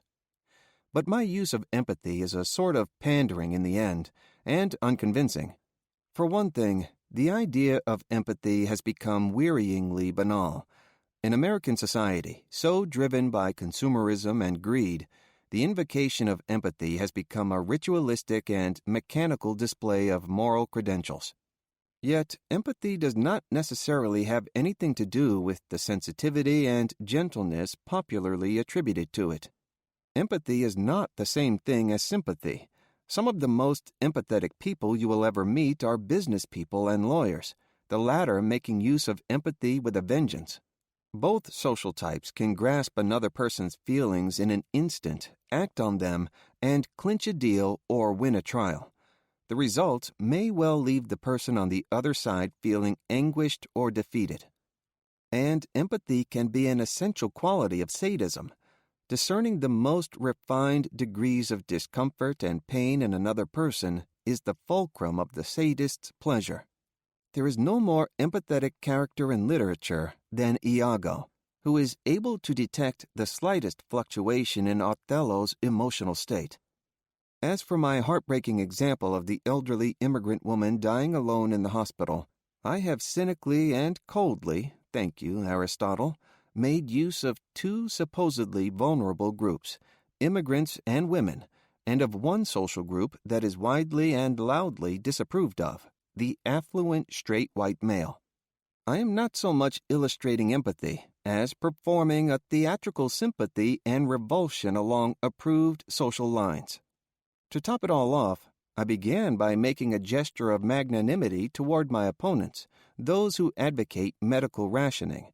I wrote that their stated purpose in advocating for medical rationing is to save lives. Many of them are doctors, and they prize life above all else. But this is only part of what I believe. I also think that half of them are eugenicists who are pursuing a long-cherished agenda, and half are views-conscious media figures eager to paint as alarming a situation as possible.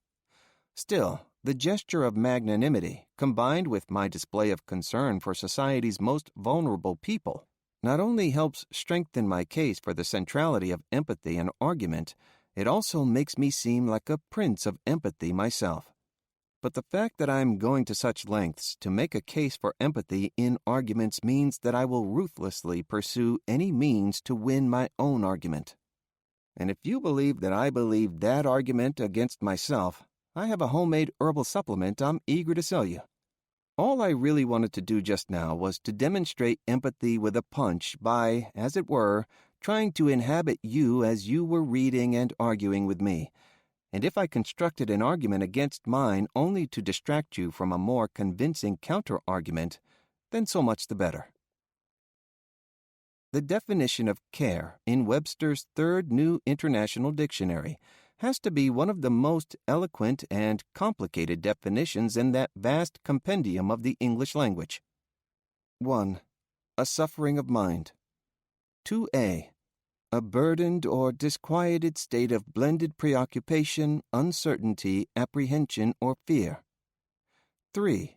Serious attention, especially attention accompanied by caution, pain, wariness, personal interest, or responsibility. 4. Regard coming from desire or esteem.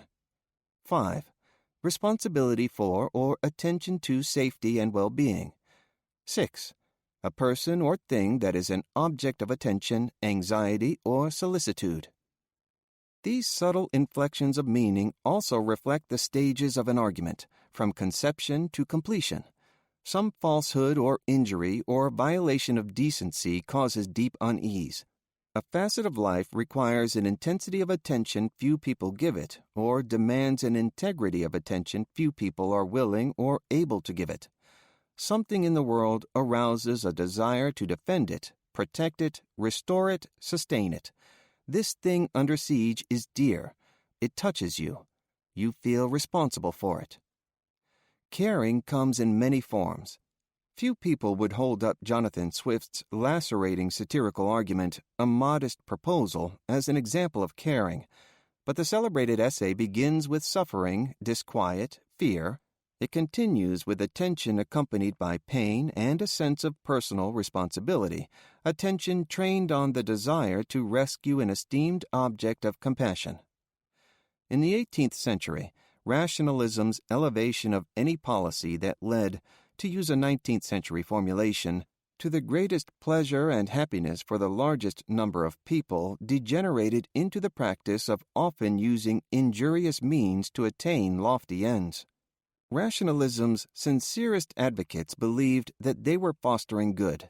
This made them blind or numb to the often perverted consequences of their first principles. And this was what made so effective Swift's satirical argument that it was sound economic and social policy for impoverished Irish families to sell their children to the wealthy as a table delicacy. As Edmund Burke later would in his Vindication, another attack on the presumptions of rationalism, Swift inhabited empathetically both his opponent's first principles and his opponent's moral fervor in pursuing them. He shocked them out of their complacency by being more them, morally and intellectually, than they ever imagined they were. Argument is an ultimate form of caring. That is almost comically counterintuitive, I know. How can an argument be a form of caring when the object of an argument is to demolish the opponent's position, in the course of which any sort of appeal, to authority, to the audience's gullibility, to the character of an opponent, is justified so long as it does not violate the right proportions of logic, evidence, and taste that an argument is built on? How can Swift be biting and caring? I would like to argue that he is. The philosopher Martin Buber made a spiritual and philosophical distinction between regarding another person as an it and seeing that person as a thou or you. An it person is a purely quantifiable and quantified being. The it person is demographically, biologically, scientifically fixed in time and space. He or she can be summed up with facts and figures. Think of the difference between your existence in a census and your existence as a person suffused with, as Stephen Vincent Benet put it, inwardness. The thou person, however, is a particularity without end. This person exists as a unique human being, irreducible to any statistical category or to any cognitive or behavioral formula. A thou person is impossible to quantify, to sum up. The best arguments occupy both dimensions.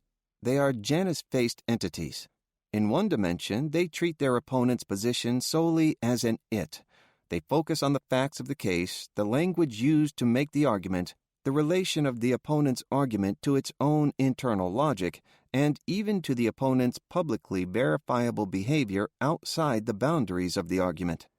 In the other dimension, the opposing positions share a general moral passion about a particular aspect of reality. The advocates of medical rationing want to save lives. You oppose medical rationing because you too want to save lives. You both begin with an identical passion about, or perhaps outrage over, a particular phenomenon. You both start out with an intuition about what is good and true in that specific situation.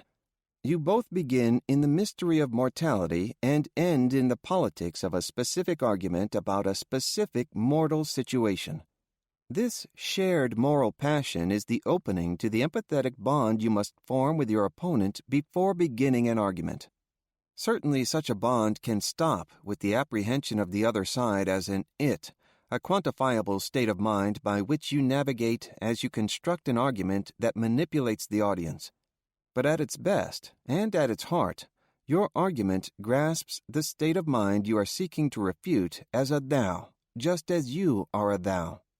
That visceral, intuitive apprehension of the other side enables you to make your argument a thorough form of understanding theirs. All the better to take it apart. The imaginative heat of the most powerful arguments does not so much refute or debunk the other side as melt the two sides together. The aim of Shylock's argument for understanding in The Merchant of Venice is to fuse himself and his antagonists into a common experience of humanity. Hath not a Jew eyes? Hath not a Jew hands, organs, dimensions, senses, affections, passions, fed with the same food, hurt with the same weapons, subject to the same diseases, healed by the same means, warmed and cooled by the same winter and summer as a Christian is? We all believe that we harbor the angels of our better nature. Abraham Lincoln. At long last, we all are outraged by the spectacle of the absence of a sense of decency. Joseph N. Welch, cross-examining Senator Joseph McCarthy. We all have a dream of peace and harmony. Martin Luther King. Not every potent argument has to possess such a high degree of vicarious introspection, but every potent argument aspires to it. And the more fundamental your grasp of who your opponent is, the more embracing the we. The more embracing the we, the less consequential the question of dominant rhetorical style. Swift concluded his satire by declaring that he wrote it having no other motive than the public good of my country, by advancing our trade, providing for infants, relieving the poor, and giving some pleasure to the rich. How startled Ireland's English aristocratic overlords must have been to read such a precise description of how they understood their own motives. following such a savage exposure of the consequences of their motives. In this rapt state of moral and intellectual attention to your opponent's inwardness, the ferocity with which you argue your position is in direct proportion to the degree to which you care about it. At the heart of even the most vigorous argument is awe before all the ways to live and before all the obstacles to living. At the end of the most strenuous, intellectually destructive argument is the goal of harmony and wholeness, a stillness. Stillness, though, has its own impassioned rhetoric, called art. 2. The Argument of Art. In a fanciful essay about his travels in Italy, the poet Heinrich Heine describes encountering an ancient lizard who is on intimate terms with the stones upon which he likes to take the sun. The lizard explains to the poet that the stones believe God will one day turn himself into a stone, so that he will then, the stones say, be able to save them from their stiffness. Sooner or later, in other words, everyone thinks that even the most dissimilar elements of reality will come to look and think as they do. By now, some listeners must want to make the argument that I, having made my living arguing in print, have refashioned reality in the shape of a single, all-encompassing argument. Just as, so this argument would go, Lenin reduced history to the dynamic of Katokvo, who doing something to whom. I see argument everywhere, from a newborn's first cries to declarations of love, to the ferocious attention to and caring for an aspect of reality that impels me to make a case for or against it. Why, some listeners must want to exclaim, he probably finds argument in the way organisms evolve to adapt to their environment. Well, I do in fact see the process of natural adaptation reflected in argument. A good argument adapts to the motion of its counter-argument, sometimes even mirroring it. Right now, I am making an effort to adapt to a skeptic's arguments the way Darwin's finches grew a particular beak to adapt to their environment's challenges. Certainly, argument as quarrel, dispute, or debate is a specific occasion, but argument in the broadest and deepest sense, as making a case for something, is, as I have tried to show, the way even a neutral-seeming statement holds its own. I say this very second to my wife and children, I am going to the store. No argument in that. Or is there? In making that statement, I have eliminated the possibility of not going to the store. I have to go. If I suddenly decide not to, I must explain why. If I leave and don't go to the store, I have to explain why I didn't when I return. If I leave and don't go to the store but come home and say I went, I have to wrestle with the fact that I lied. Even if my conscience is clear, I will be aware of a reality that refutes my original statement that I might someday have to confront. Overthinking? You'd have to make a case for that, too. Anything new that comes into existence arrives, as Evelyn Underhill put it in Mysticism, in the teeth of all arguments. An argument, by definition, seeks to make an abstraction concrete. This makes the reverse also true. Any reality that has sprung into being must make an argument for why it exists. How much do you want for your square? Now, art seems to be an exception. A work of art, whether of literature, the visual arts, or that most abstract art of all, music, transcends the categorical statement that is the mother's milk of argument. Art holds in balanced suspension the conflict and contradiction that would burst into argument in actual life. A novel, a poem, a play, a painting, a sonata, a film, even some popular songs, they are luminous simultaneities of meaning. To say that a work of art includes an argument is unexceptional. But to define art as an argument seems nearsighted. We think of art as an escape from everyday reality, an escape deeper into reality, to be sure, but an escape nonetheless from the gritty social and psychological factors that thinkers from Aristotle to Kenneth Burke would have us master in order to argue about reality.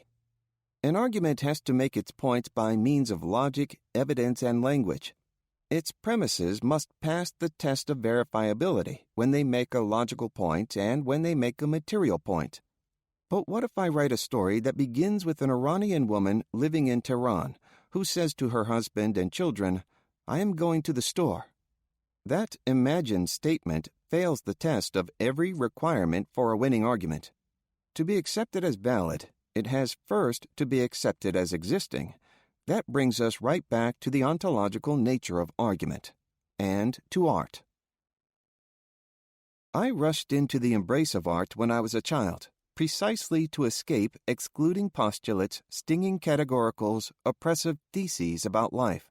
That good, bad, glad, sad, mad Hamlet, helpless, murderous Raskolnikov, Cordelia, so absolutely right and so absolutely wrong, haughty, vulnerable Darcy, monstrous, pathetic Ahab, poor, weak, stupid, heartbreaking Hurstwood.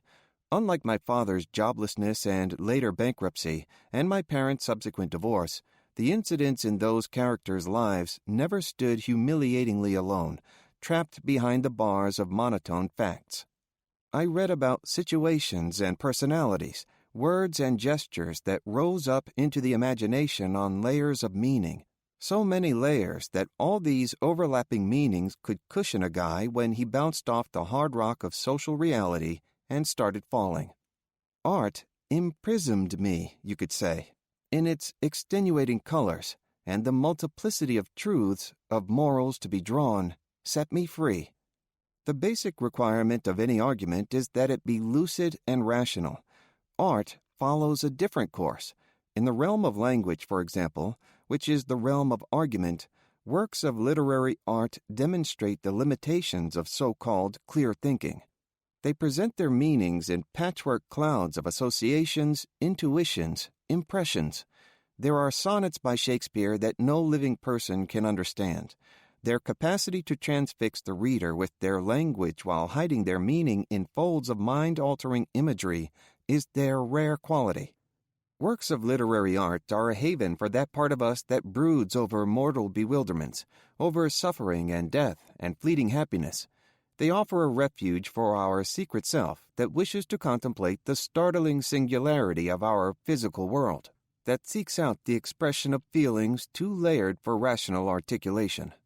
Literary art's sudden, startling truth and beauty make us feel, in the most solitary part of us, that we are not alone, and that there are meanings that do not decay and die. It was almost inevitable that the more my passion for the untrammeled freedoms of art intensified, the more that passion led to the essays of Susan Sontag and Lionel Trilling and others, who took on the argument of art in the form of literary arguments about art. For I had discovered that if art proves the existence of an autonomous imagination that is untouched by material pressures, then argument, as a means to expand people's freedom in a particular material situation, is art's complementary dimension.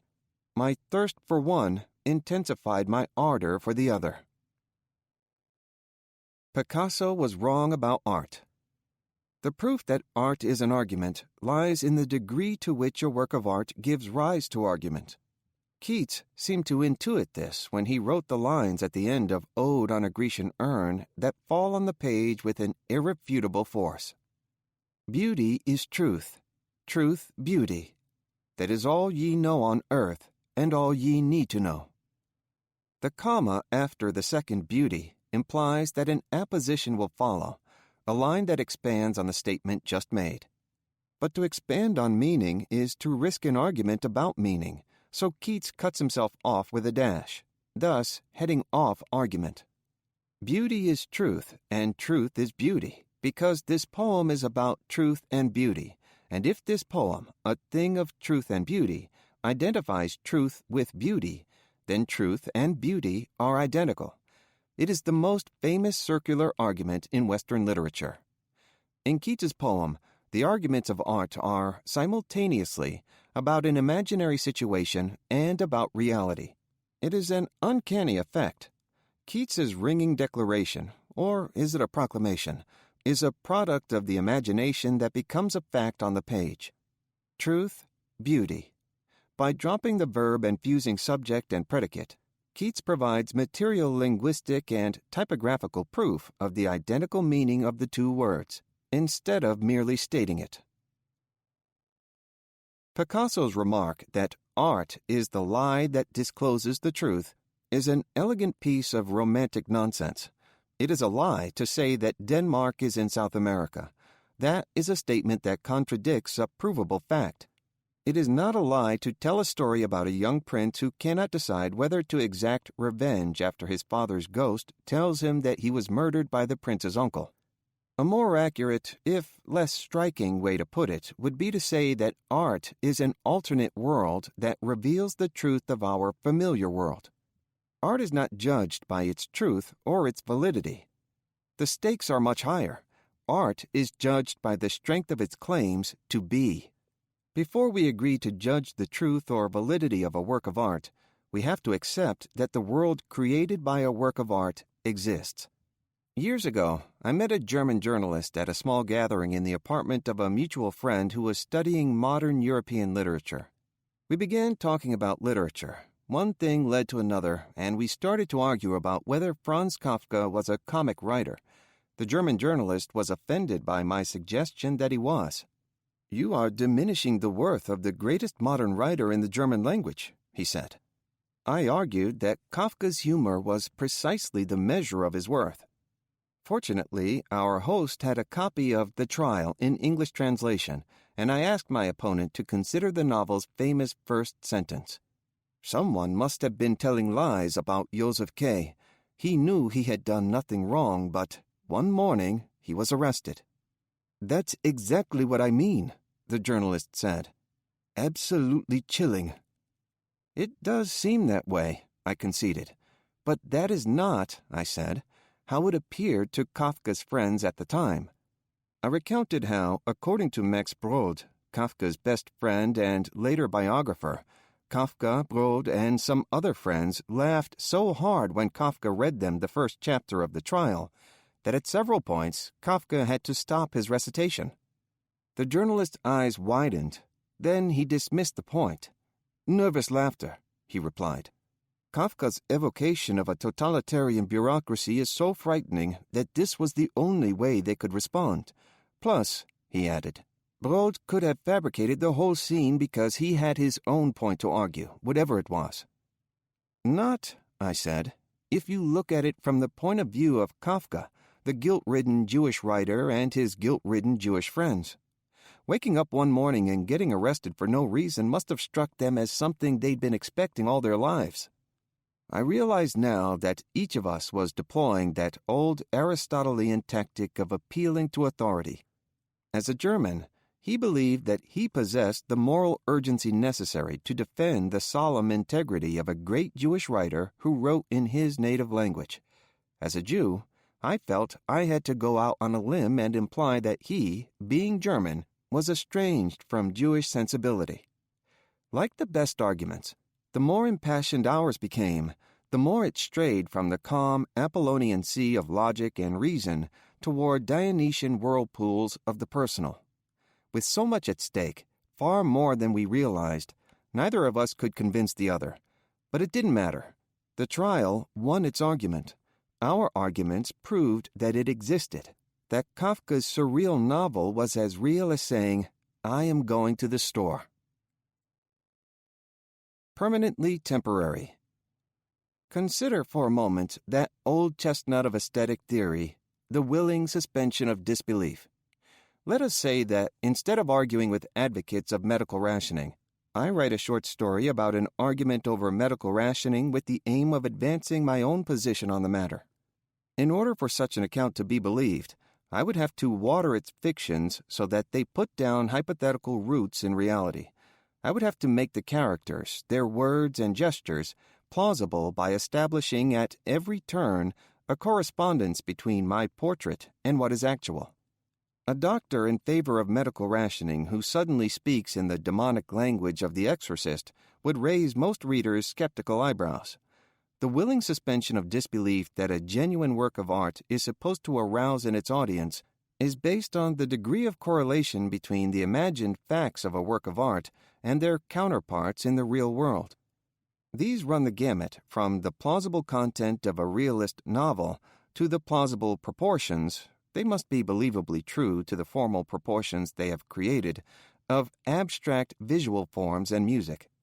But the truth is that you don't suspend your disbelief in a fictional version of reality unless your most fundamental institutions about reality are affirmed. You cannot engage in a positive experience like surrendering yourself to a work of art when you are fighting against a negative state of mind.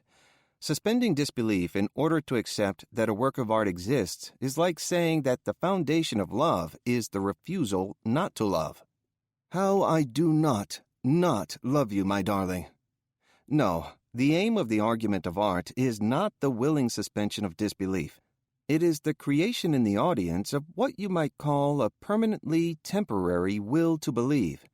Like Harry Potter on his Quidditch broom, the audience stays aloft on its will to believe only so long as the work of art's plausibility does not tear, a rent in attention that would allow the audience to look down and realize it is defying a natural law by believing the imaginary exists. This will to believe is not the product of a process, as the resolution of an argument is. It happens instantaneously, once upon a time, or not at all. At the same time, the creation of a will to believe earns belief in every syllable, every brushstroke, every note. The value of each of these changes even as what they signify comes into view more clearly. A hazy meaning is fatal to the art of argument. A singular clarity is fatal to the argument of art. Is this because, despite all our awe-inspiring monuments of reason and morality, life simply happens, life simply is, a finality that mocks certainty and exists beyond classification or judgment? Ashbery's laugh and Auden's faithless arm. When I think of art's supra-rational arguments, I think of meeting the poet John Ashbery at a party and hearing him laugh. Ashbery had become famous for poems whose meaning were infinitely elusive. Their miracle is that they convince readers of their existence, not despite their lack of any kind of meaning, but precisely because they lack meaning. Composed out of the weather of everyday life, they prove that climates exist beyond the one we thrive in, climates whose actuality lies in not being consciously understood. At the time, I was working at a magazine where Ashbery occasionally published his poems. An editor at the magazine had told me the following story. As an issue containing one of Ashbery's poems was going through production, someone forgot to remove the sentence, "This is dummy copy," meaning copy that was not to be printed, from the page Ashbery's poem appeared on. Not only that, but the sentence appeared in the magazine as the final line of Ashbery's poem. Yet not a single reader pointed out the error. Apparently, Ashbery's poems were so devoid of distinct meaning that they could accommodate any meaning that was tacked onto them. When I told the story to Ashbery, he neither denied nor confirmed it. He simply threw back his head and roared. The laughter was so clear and strong that I can still hear it, but it did not convey the slightest meaning. In one big bang of risibility, Ashbery had defined the argument of his life's work, which was to reproduce existence in all its unintelligible aliveness. If, as Shelley claimed, poets are the unacknowledged legislators of mankind, as opposed to, say, social media CEOs, then, legislation being the product of argument, argument is the stuff of poetry. Anyway, Yeats's wise and elegant formulation to the contrary, a quarrel is a quarrel, whether with yourself or other people, and in poetry you can see nakedly how art makes its argument that it exists. Lay your sleeping head, my love, human on my faithless arm. In Lullaby, W.H. Auden begins by confessing a lover's infidelity in order to affirm the beauty of mortal, guilty humanity. From Catullus to Shakespeare to Christina Rossetti, poets had lamented their lovers' faithlessness. But for Auden in this poem, the power of love has no such bounds, and that boundlessness of love connects it to sympathy and hope. Yet 2 verses down, Auden himself is lamenting the fleetingness of certainty and fidelity. He knows very well that the cost to the betrayed is dear. Still, the bursting of conventional bonds is worth it. One night of passion will keep even the betrayed lover fed by the involuntary powers of love. What such lines mean is anybody's guess. Infidelity hurts, so why does the poet celebrate it? But customs that bind people to each other, despite their failing physical and emotional affinities, also hurt.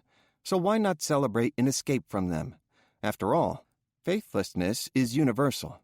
Then why all the darkness in the poem about infidelity coming with a high cost? Is the pain of betrayal worth the physical delight? Does the inevitability of betrayal really signify sympathy and hope? Yet does denying the fulfillment of desire that sustains you through, as Auden writes, noons of dryness and nights of insult, make you any happier? What is a dry noon anyway? Is it a reference to Plato's Phaedrus, in which moistness makes possible the spreading of the lover's wings in Plato's allegorical conceit? What is a night of insult? Is it when you lie in bed alone, burning with unsatisfied desire? Is it when the beloved turns away from you and goes to sleep? As the poem's clashing possible meanings appear and vanish, the poem as an original experience becomes more vivid and intense. Your argument about what the poem could mean, with yourself or with someone else, will never be resolved in the form of one categorical statement triumphing over another. You are recreating, as you read, in your wider and wider embrace of a wholeness filled with contradiction, the prismatic nature of life itself. Two sides of freedom. In the art of argument, the categorical statement that comes after a long line of rhetorical strategies leading up to it is essential. From James Baldwin's Letter from a Region in My Mind, published in 1962.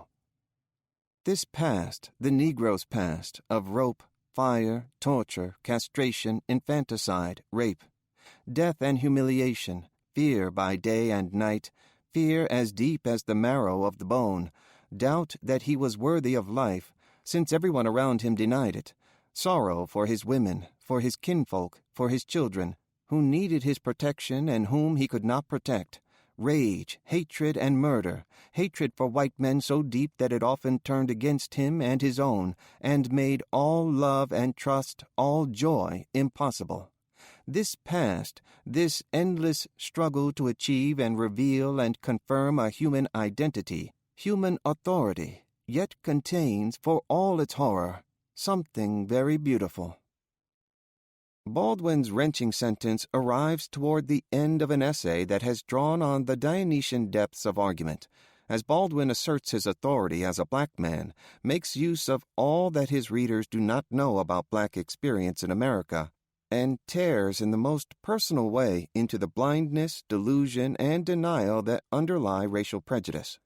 And he does it in a reinvention of the long periodic sentences that were the hallmark of two pillars of American literature, Henry James and William Faulkner, though Baldwin breaks his periodic sentence apart with a dash, as if he were sundering this convention of a sentence itself with a nod to the long, lilting cadences of the black church, in which his stepfather was a Baptist preacher. In Baldwin's hands, a semicolon, in the way it builds meaning upon meaning on its path toward a final categorical statement, embodying in this case a chain of suffering that leads to a liberating revelation, is the door to freedom. It is as if, in his very grammar, Baldwin is arguing for the completion of black existence in America, the way a sentence needs a subject and a predicate to be free. In a periodic sentence, the predicate comes at the end of a winding journey of clauses.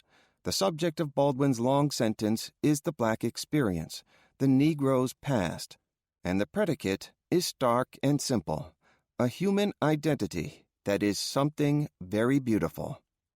It is an astringent argument to time, an invocation of a slaughterhouse past for the sake of rebuking any future that does not acknowledge and redeem the past. Without that clarity, there is no art of argument.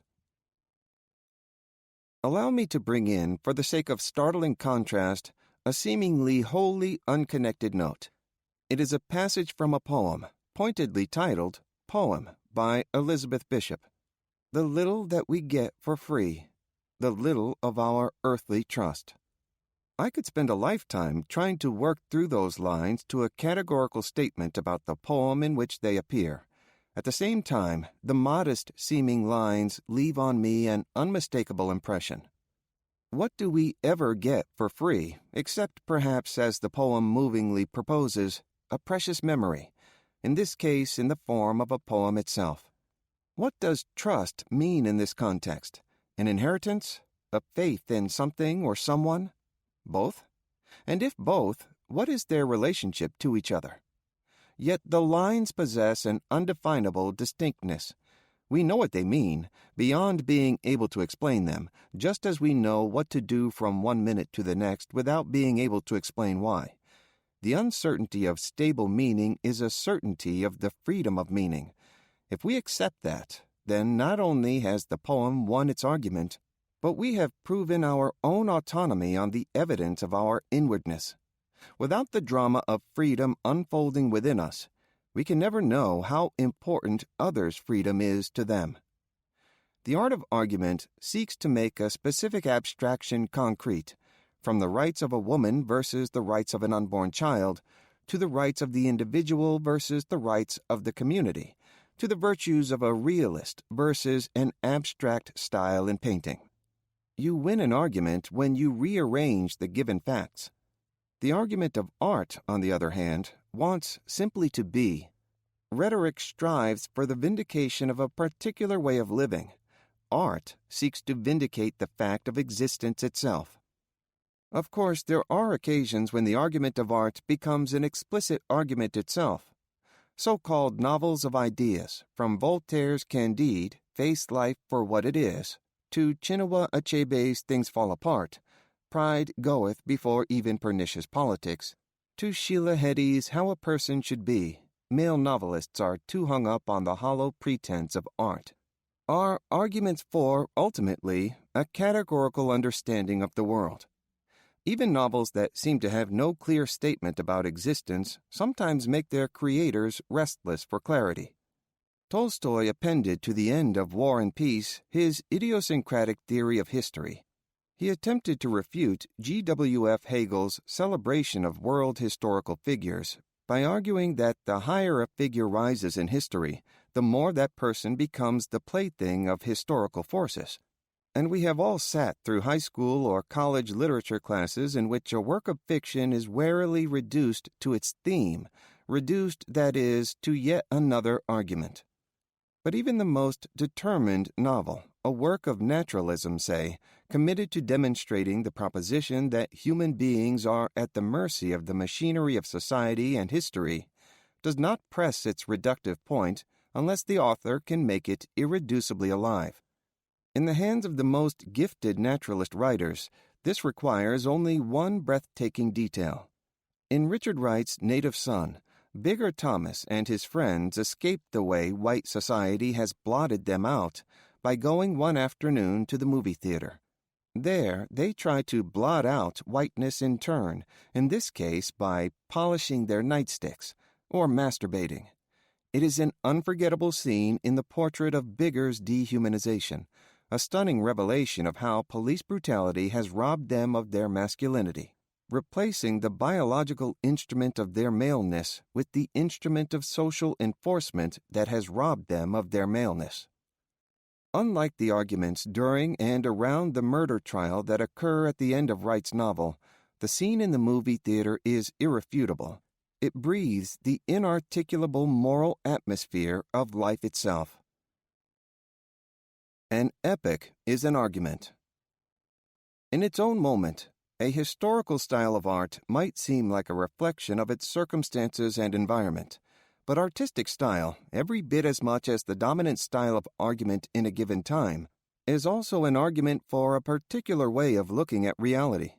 Naturalism, for example, constitutes a distinct and polemical outlook on life. Years ago, while I was visiting a French friend in Cortona, a small town in Tuscany, she introduced me to Elie Wiesel. An accomplished and also colorful figure, My friend lacked the money to fulfill her dream of adding on a small library to the modest stone farmhouse she owned there.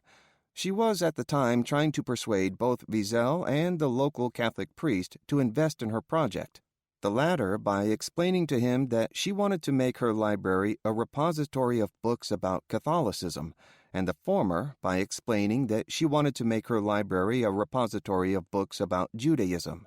She was a wily and charming person. One sunny afternoon, Wiesel and I took a stroll through Cortona. We began talking about the fate of ancient civilizations. I had taken with me to Italy Etruscan Places, one of the 3 books that D.H. Lawrence wrote about his travels in Italy. Strange and beautiful, the book was also a polemic for the fascist energy that Lawrence saw all around him, and that, unfortunately, he considered a life-affirming alternative to the depression and despair the First World War had induced in the Italians he met. Wiesel had not read the book, and he listened graciously but with sincere interest to my account of Lawrence's description of Etruscan art. Drawing large spiritual conclusions from Etruscan sculpture, Lawrence argued that Etruscan art embodied everything the Romans lacked: innocence, playfulness, and openness to wonder, rather than a dedication to conquest. Wiesel nodded and smiled, but said nothing. Inspired by Wiesel, wanting to endear myself to him, I ventured a thought that I had been preoccupied with for weeks. It could be, I suggested, that seeing they were eventually going to be crushed by the Romans, the Etruscans destroyed their true art and left these tchotchkes, I used the Yiddish word meaning a trinket or bauble, lying around so that they could hide their most beloved secrets from the Romans and from the eons of future annihilations. It could be that Lawrence had been hoodwinked. Wiesel stopped walking. He turned and laid his hand on my arm. "You have a real feel for lost civilizations," he said softly, without irony. I feel Wiesel's hand on my arm every time I read a book or hear a lecture arguing that a historical artistic style is a window into the intimate thoughts and feelings of the people who lived at that time. Instead, I like to imagine that as Raphael painted a Madonna, some painter down the street from Raphael's studio was breaking reality up into cubes. All the while Shakespeare was constructing his sonnets, another poet was writing in free verse. At the same time that Bach was composing his fugues, someone was creating piano pieces in the style of what would later be Chopin's preludes. But one or another style and its variations came to dominate and exclude all the others. For this reason, it is probably just as accurate to talk about Cinquecento or Elizabethan or Baroque works as examples of argument as products of style. They persuade as much as they please. Bach convinces us of order and transcendence, Raphael of compassion as a form of perfection, Shakespeare, as we shall hear, of argument as the stuff of life itself.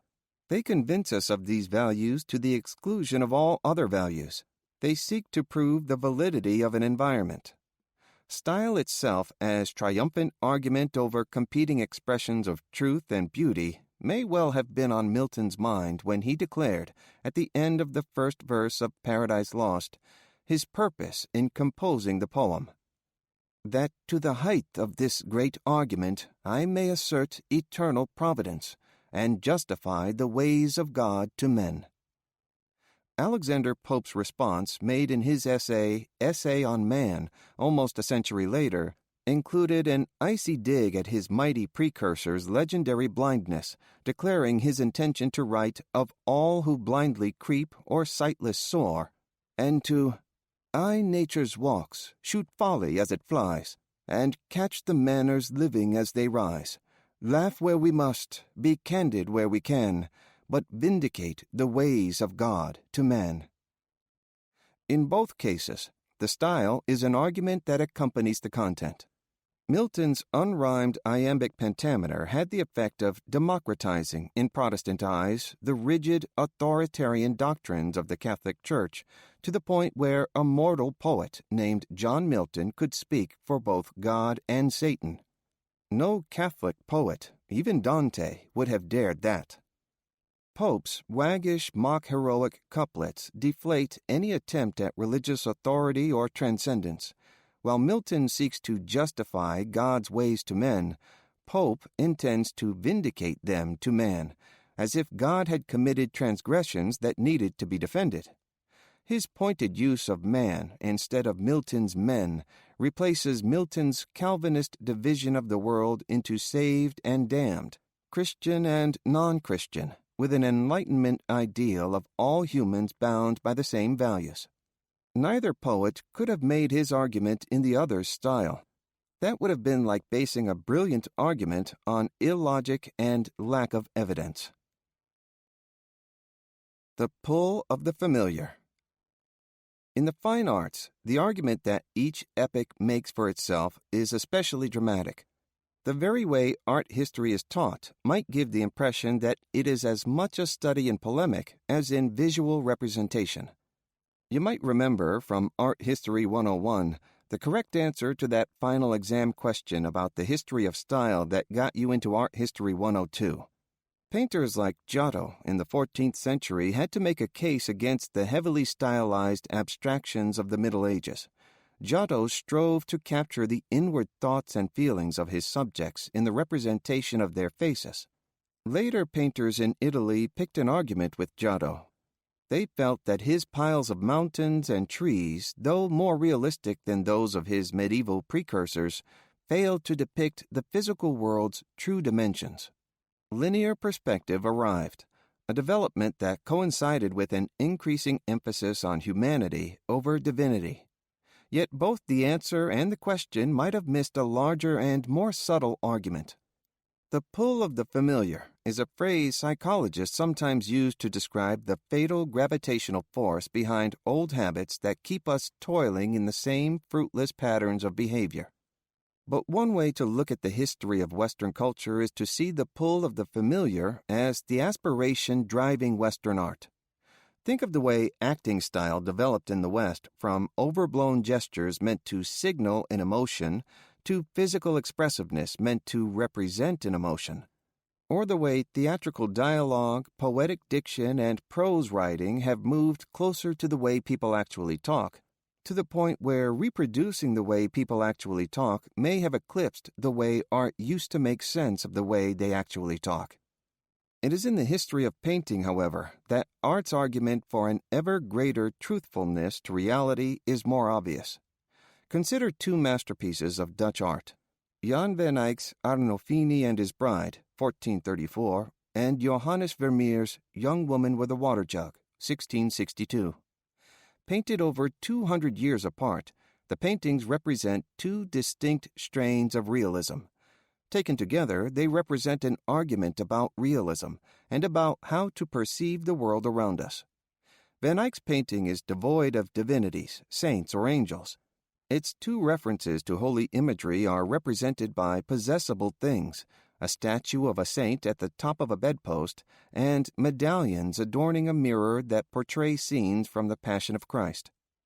The painting is composed of material commodities that can be bought and sold, from the rich velvet bed curtains to the finely wrought chandelier, from the new husband's splendid hat to the lush folds of the bride's gown. You could write the history of Western art over several centuries by following the changing representations of the folds and clothes.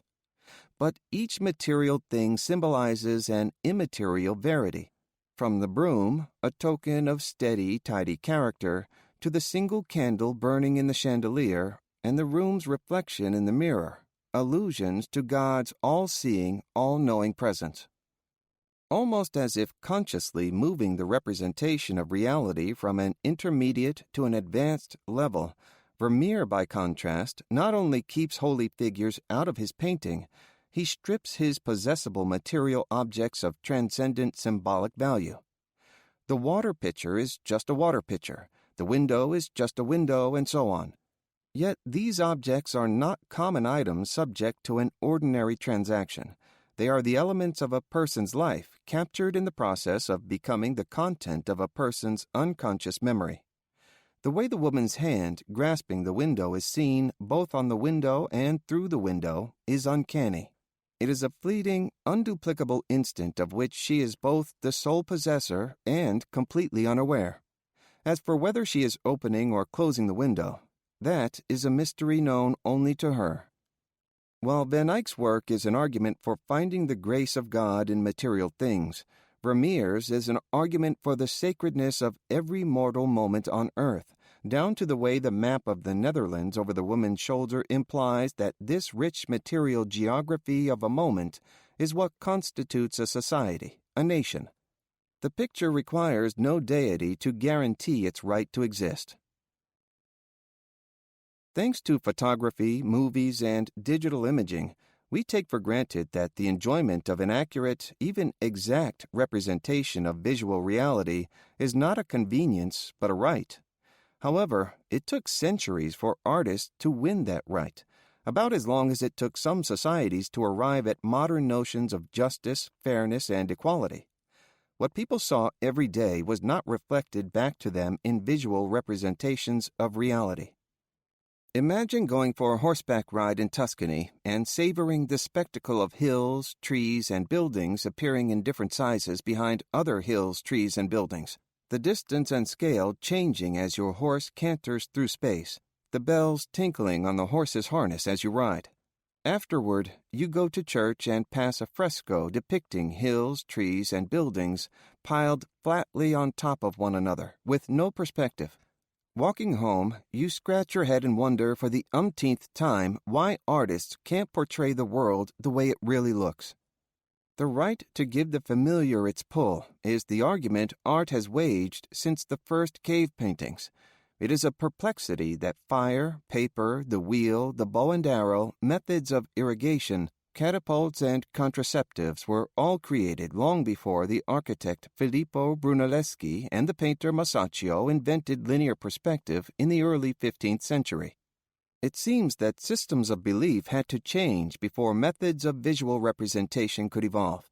Various prohibitions had to be lifted before one official caste or another would admit that what you saw was the way things actually looked. Galileo had to prove the unseen before painters could accurately portray the scene.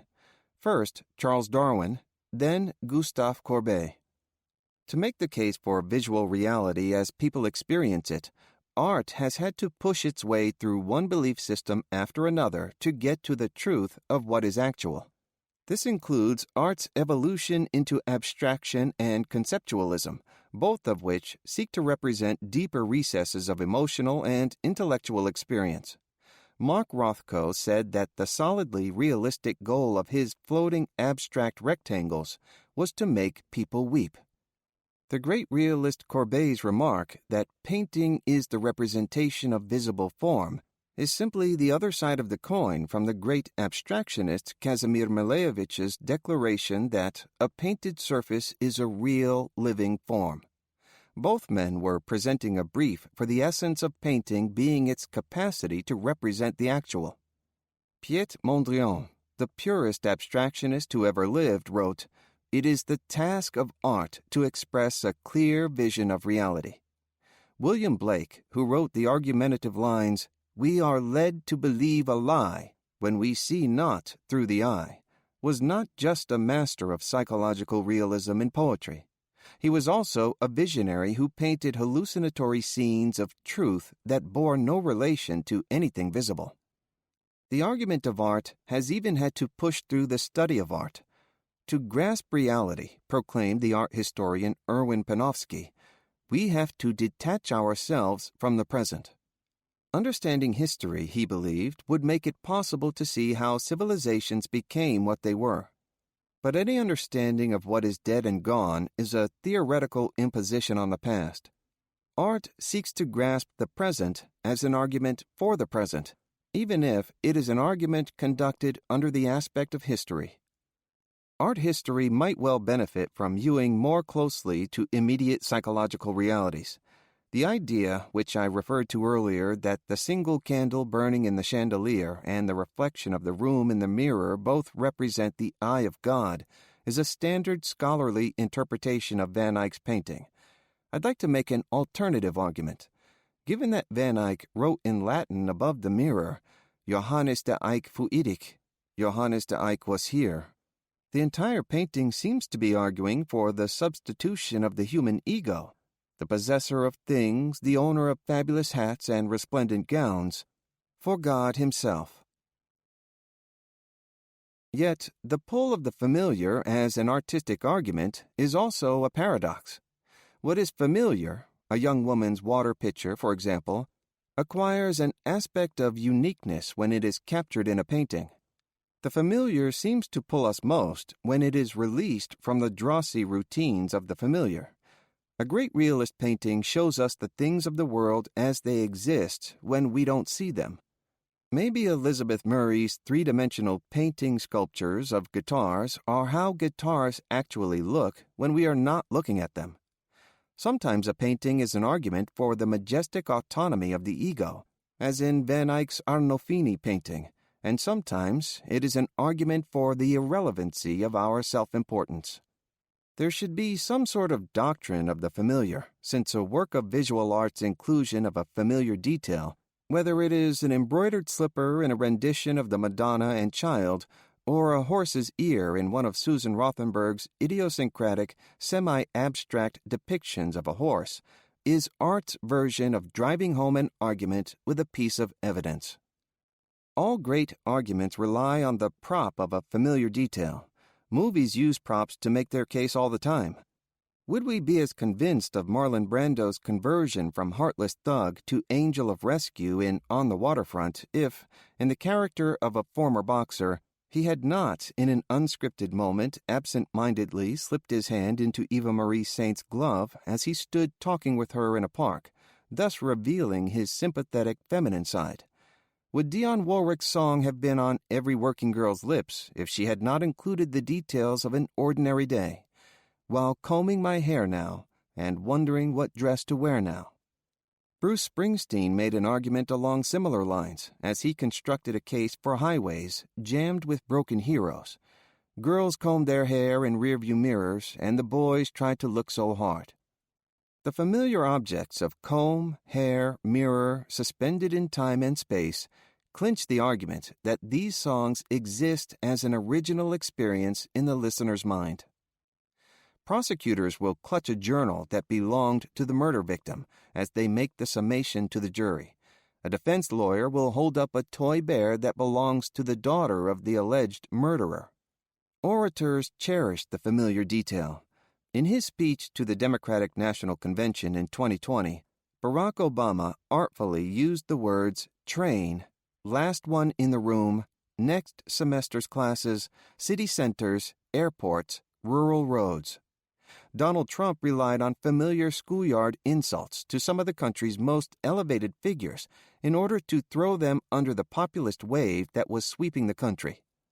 I have used personal anecdotes to try to lure you into vicariously inhabiting my arguments, and though the bells tinkling on the horse's harness on my hypothetical ride through Tuscany might be an alien image, everyone knows the sound of bells tinkling. The role of feeling. The literary artist whose achievement represents the pinnacle of the artistic imagination is also the figure who plumbed the depths of the familiar by illuminating the cracks, niches, and crevices of ordinary life. In a single play, Shakespeare is able to portray every stratum of society and every inflection of consciousness in language that extends from the colloquial to the eloquent to the sublime. You find, as it were, Dionne Warwick and Piet Mondrian, not just in the same play, but in the same scene. But what is most striking, as the several occasions on which I've already quoted from Shakespeare's plays reflect, is that Shakespeare's language, resonating in all its strangeness with the familiar patterns of existence, always settles into argument. Start with the sonnets. Choose a sonnet by Shakespeare at random, and you will find an argument. From its inception in Italy, the sonnet had always had an argument at its heart. But the reinvention of the sonnet in English in the early 1500s made argument its inevitable form. Shakespeare brought the sonnet as argument to the peak of perfection. Even the most famous and seemingly most simple of his sonnets has a polemical intent. Shall I compare thee to a summer's day? Thou art more lovely and more temperate. Rough winds do shake the darling buds of May, and summer's lease hath all too short a date. Sometime too hot the eye of heaven shines, and often is his gold complexion dimmed, and every fair from fair sometimes declines, by chance or nature's changing course untrimmed. But thy eternal summer shall not fade, nor lose possession of that fair thou owest, nor shall death brag thou wanderest in his shade. When in eternal lines to time thou growest, so long as men can breathe or eyes can see, so long lives this, and this gives life to thee.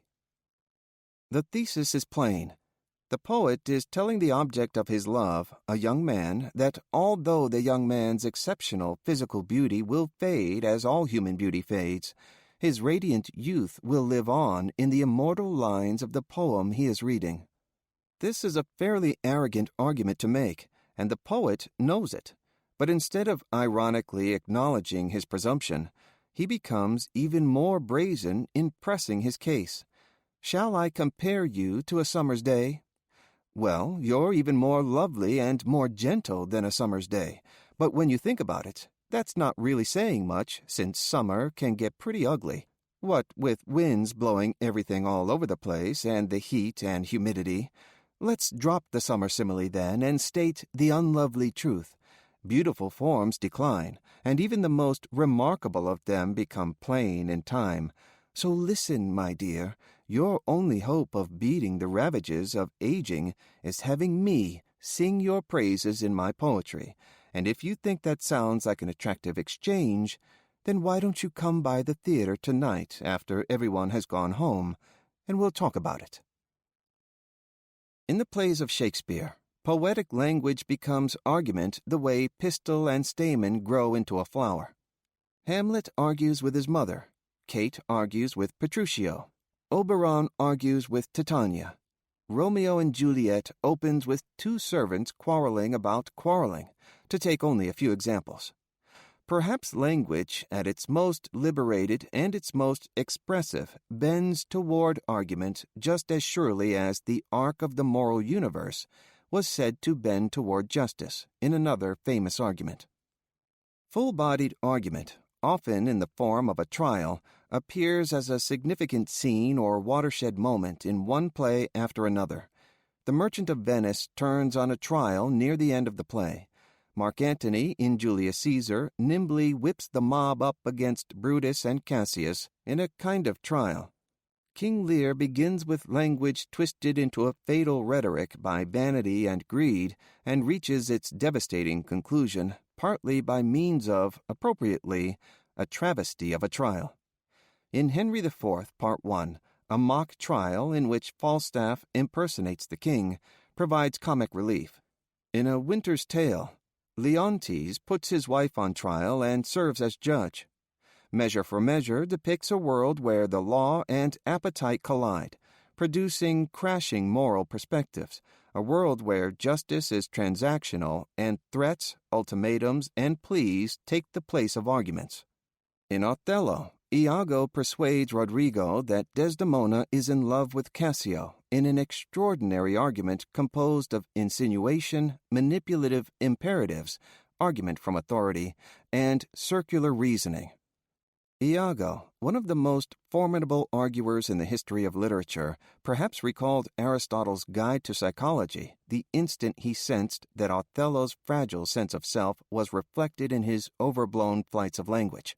Oh, beware, my lord, of jealousy. Only Troilus and Cressida, though, explores the very nature of argument, as if in that play Shakespeare were taking stock of his artistic obsession. Said to have been written for an audience of lawyers, the play examines opinion as the basis of knowledge and scrutinizes shifting notions of value as the basis of opinion. Men prize the thing ungained more than it is, says Cressida, i.e., by seeming unattainable, things are valued more than they are worth. Along with fools and mad kings, Shakespeare often put wisdom in the mouths of his most unsavory characters. Simply the thing I am shall make me live, says Perrault in All's Well That Ends Well, a surprisingly honest appraisal from this cowardly, deceitful character of his nature and his limitations. From the time of the Iliad, the outrageously overbearing figure of Thersites has played the role of foul-mouthed, apoplectic truth-teller. In Troilus and Cressida, to expose the roots of argument, Shakespeare develops this stock character to his fullest human extent. Commenting on the argument between Agamemnon and Achilles over Achilles' slave girl, Thersites cries, "Here is such patchery, such juggling, and such knavery. All the argument is a cuckold and a whore, a good quarrel to draw emulous factions and bleed to death upon. Now the dry Serpigo on the subject, and war and lechery confound all." Act 3, Scene 2, lines 70 to 74. Thersites refers to the emotions that manipulate perceptions of reality, such patchery, such juggling, as the engine behind argument. He reduces argument to its origins, both dark and mundane, in everyday clashes of ego and desire. Argument is a cuckold and a whore, and also plain old rivalry and envy, emulous factions, ending in a conflagration of war and lechery. Lechery in this sense most likely signifying the atrocity of rape that accompanies war. This is the fate of argument in a world that has reduced all meaning to questions of power. It is Kenneth Burke's worst nightmare. Leave aside Thersites' vision of social chaos. Thersites is stating in Street Talk one of the play's central propositions about the mechanism that causes argument and shapes argument. Wrong opinion is often the product of bias, and bias is the outcome of strong emotion. The value we put on a person or thing is not some objective, measurable value. Its value consists in the value we impose on it. Thus, the importance of emotion in argument. It can confer on a weak argument the value of a strong one. That is why there is often a thin line between a convincing argument and a seductive one. Lawyers instinctively know this. It is why criminal lawyers sometimes go to acting coaches to learn how to conduct a case before judge and jury. Arguing a case is not easy. The judge enforces calm. A jury can be moved by the right amount of feeling. Of course, manipulative testimony dispassionately orchestrated can have the same effect as a lawyer who breaks down during his summation. Editorial writers know the value of a display of feeling. They use emotional language when pressing a point of arid policy that will nevertheless have a great effect and try to appear dry and rational when explicitly appealing to the emotions. The deployment of artifice is as important to an argument as the force of reason. The audience may decide how far out on a limb an arguer may go, but the arguer has to determine to what extent to let the audience into the secret of the performance. By sharing with the audience a winking acknowledgement that he or she is acting, the arguer may persuade the audience to accept greater displays of emotion. These might well have the effect, despite the audience's awareness of the artifice, of sweeping the listeners into genuine passion. You cannot both be sincere and act sincere, said André Gide. An arguer has to judge the occasion and the audience to decide when the right time is for each. Of course, everything depends on whether an argument is made for a person reading in solitude or for an assembled group seated before the speaker or the television, a medium that exaggerates the slightest physical gesture into grotesque excess. The camera likes emptiness, Norman Mailer once wrote. Make an argument before the camera in short, simple sentences, and you will flatter it into thinking you have nothing to say that cannot be captured by the lens. Use a subordinate clause just once, and you make the camera feel inferior. It goes to sleep. The movie or the television camera, a piece of technology far removed from nature, ironically hates artificiality. It adores pure, animal-like, unself-consciousness. Just as all art aspires to the condition of music, as someone once said, acting grows naturally into an argument for plausibility. Yes, that is how someone would behave in that situation. A plausibility made convincingly by the force of pure physicality.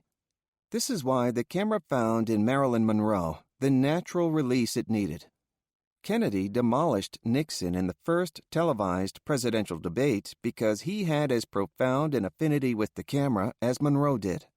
The camera embraced their arguments. Perhaps it also helped them make each other's acquaintance. This brings us back to popular art and to acting. An argument always offers a good amount of entertainment. Entertainment always offers a fair amount of argument. And the essence of entertainment is pleasurable or releasing emotion. There was a disturbance in my heart, a voice that spoke there and said, "I want, I want, I want." It happened every afternoon, and when I tried to suppress it, it got even stronger. Saul Bellow put these words in the mouth of Eugene Henderson, his middle-aged Huckleberry Finn, but if popular art had a manifesto, this would nicely sum it up. Popular art is about I want, in all its infinite forms, mutations, fluctuations in a human existence. And I want is the essence of argument. Indeed, as we alluded to earlier, method acting requires actors to ask themselves three fundamental questions before beginning the process of inhabiting a character. What do I want? Why do I want it? How will I get it? Those are not bad questions to ask about yourself and your opponent before you begin to construct an argument. Satire, as we have heard with Swift, makes its counter-argument simply by holding a gimlet-eyed mirror up to the original argument. Published in 1948 by the British humorist Paul Jennings, Report on Resistentialism is a scathingly funny rebuttal by a devoutly Catholic writer of the French existentialism that was overtaking Western thought. In the course of its witty devastations, it makes a powerful point about the fate of wanting. Against Jean-Paul Sartre's assertion that man is nothing else than what he makes of himself, Jennings posited the intransigence of inanimate things which thwart man at every turn. Resistentialism's motto is Les choses sont contre nous. Things are against us. It offers us a grand vision of the universe as one thing, the ultimate thing, dernière chose, and it is against us. Pianos, medicine cabinets, the way honey gets between the fingers, and a scientific experiment conclusively proving that when a piece of toast with marmalade is dropped on a cheap carpet, it always falls with the marmalade right side up, while when it is dropped onto priceless Chinese silk, it always falls face down. These all prove the futility of human beings' struggle with the inanimate world. The essay is delightful, as it builds from absurdity about existentialist absurdity to absurdity, but it possesses an unfunny truth about the intransigence of mortal conditions. Not only do you not get everything you want, but when you do, it is always at the expense of something else you want, and once you get it, it doesn't last. Virgil phrased our earthly conundrum more somberly, but was presenting a similar idea when he wrote in the Aeneid of rerum lacrimae, the tears in things. He meant things in the broad Latin sense of pretty much anything, and in that sense, things are ultimately intractable. They make an argument with them a permanent condition of everyday life. Words and music. In high art, as we have heard, official versions of reality had to evolve before art could more accurately portray what people experienced. Popular art, rooted in experience, follows a similar trajectory, but a more accelerated one. The pictures of experience presented by popular art are being continuously reconfigured as one socially dominant version of reality gives way to another. A rising backlash to the 1990 movie Home Alone, for example, sometimes using expert testimony from medical doctors, makes the argument that the sensationally violent film is, as the Associated Press put it, an insidious gateway drug, acclimating children the world over to the next level of related thrills and methodical kills found in the slasher genre. Perhaps not, but in any case, the movie presents the traditional argument of fairy tales and children's stories. Nearly all of them, from the Grimm brothers to the Harry Potter series, portray orphanhood as a child's worst conscious fear and deepest unconscious desire. It is an argument that makes even the most sophisticated people feel uncomfortable. After hiring Oscar Wilde as a babysitter, Yeats and his wife arrived home to find their children sobbing in fright.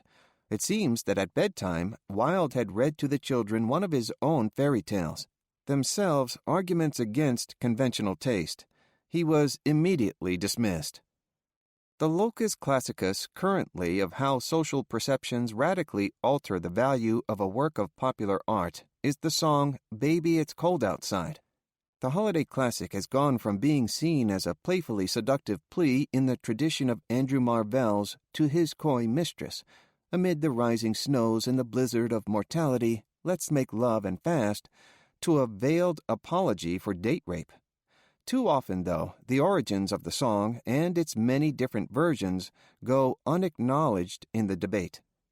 The song probably did not enter dangerous waters until 1959, when Alouche Dean Martin crooned it with shameless self-assurance to a female chorus representing the helpless eternal feminine.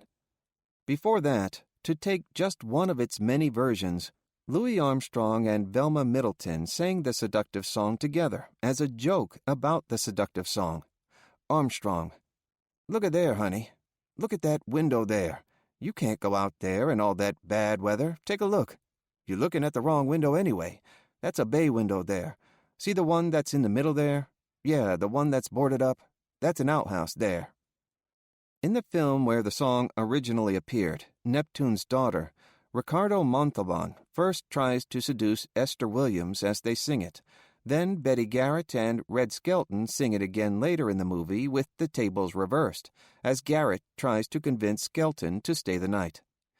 Nevertheless, the song, which once embodied a transparent argument about sex, has now been moved to the center of a larger argument about power, just as the art of argument itself is now often submerged in a larger argument about power.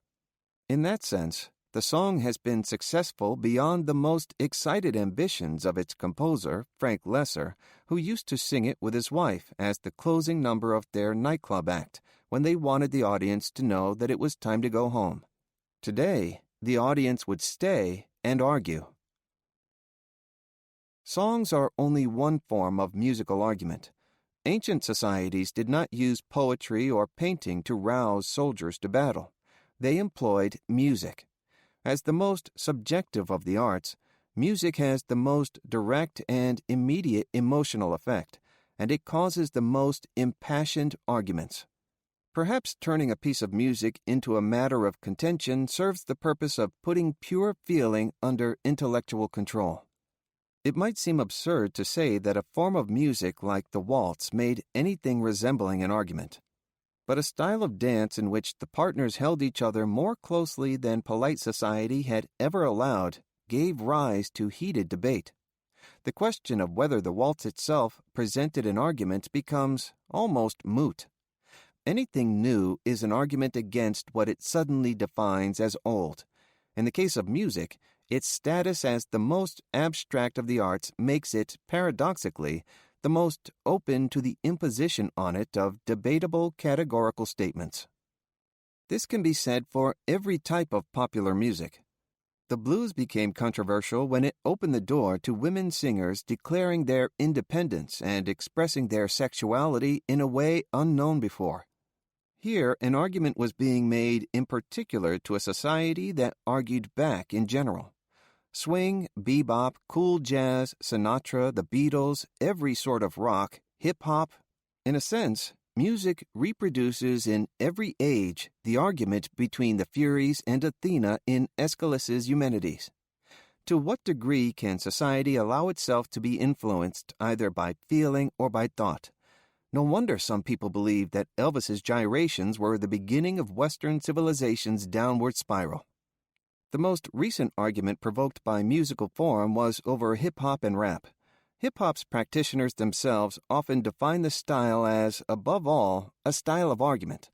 Amir Questlove Thompson wrote that, The greatest hip-hop songs have the power to pull energy and excitement and anger and questions and self-doubt and raw emotion out of you. The common thread is change.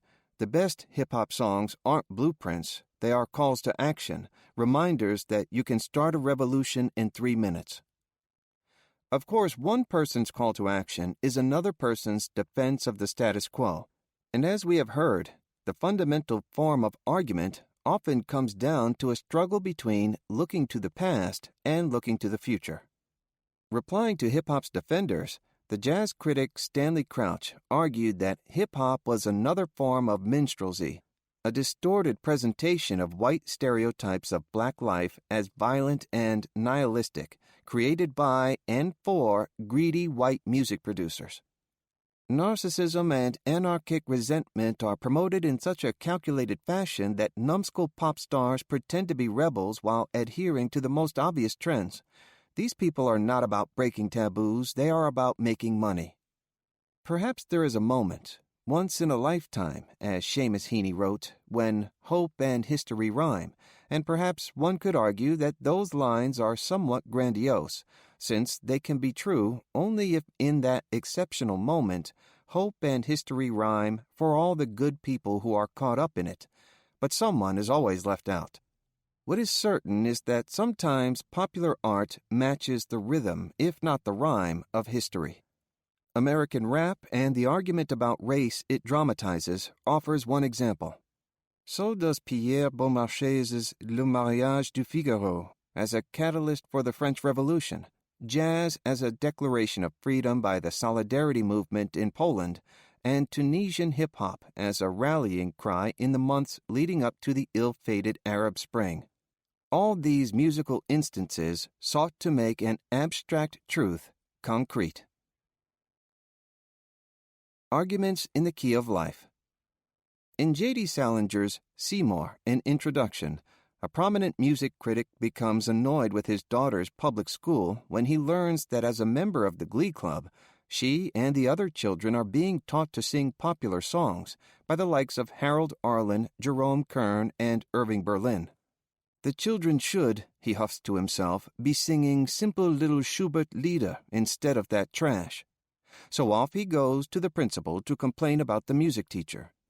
Impressed by the arguments, as Salinger puts it, of such an eminent figure, the principal agrees to admonish the teacher.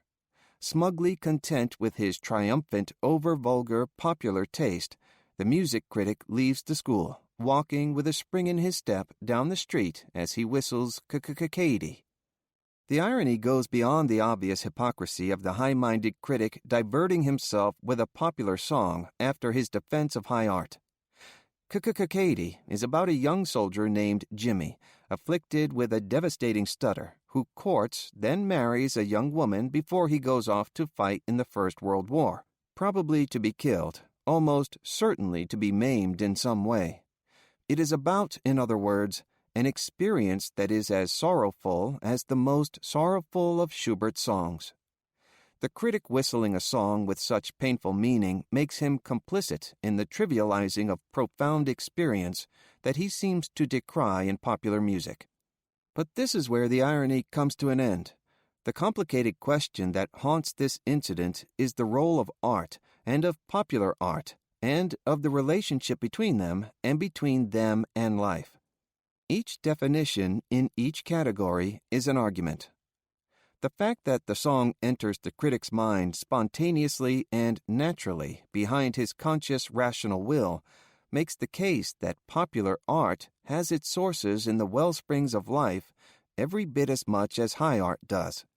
Yet the song itself is also an argument against its own genre. For there are actually two songs. One is the song that tells the story of Jimmy and Katie. The other is the song that Jimmy sings to Katie within that song. That song, the one Jimmy sings, goes like this. Katie, beautiful Katie, you're the only girl that I adore. When the moon shines over the cow shed, I'll be waiting at the kitchen door. The larger song comments on Jimmy's song. Now he's off to France the foe to meet. Jimmy thought he'd like to take a chance, see if he could make the Kaiser dance. stepping to a tune all about the silvery moon. This is what they hear in far-off France. In other words, Katie is really a cynical tune about a young man who sings a starry-eyed tune, unaware of the pain and heartbreak that loom over him and his girl, even projecting his buoyancy onto the Kaiser, believing that he can make his powerful adversary dance under a silvery moon.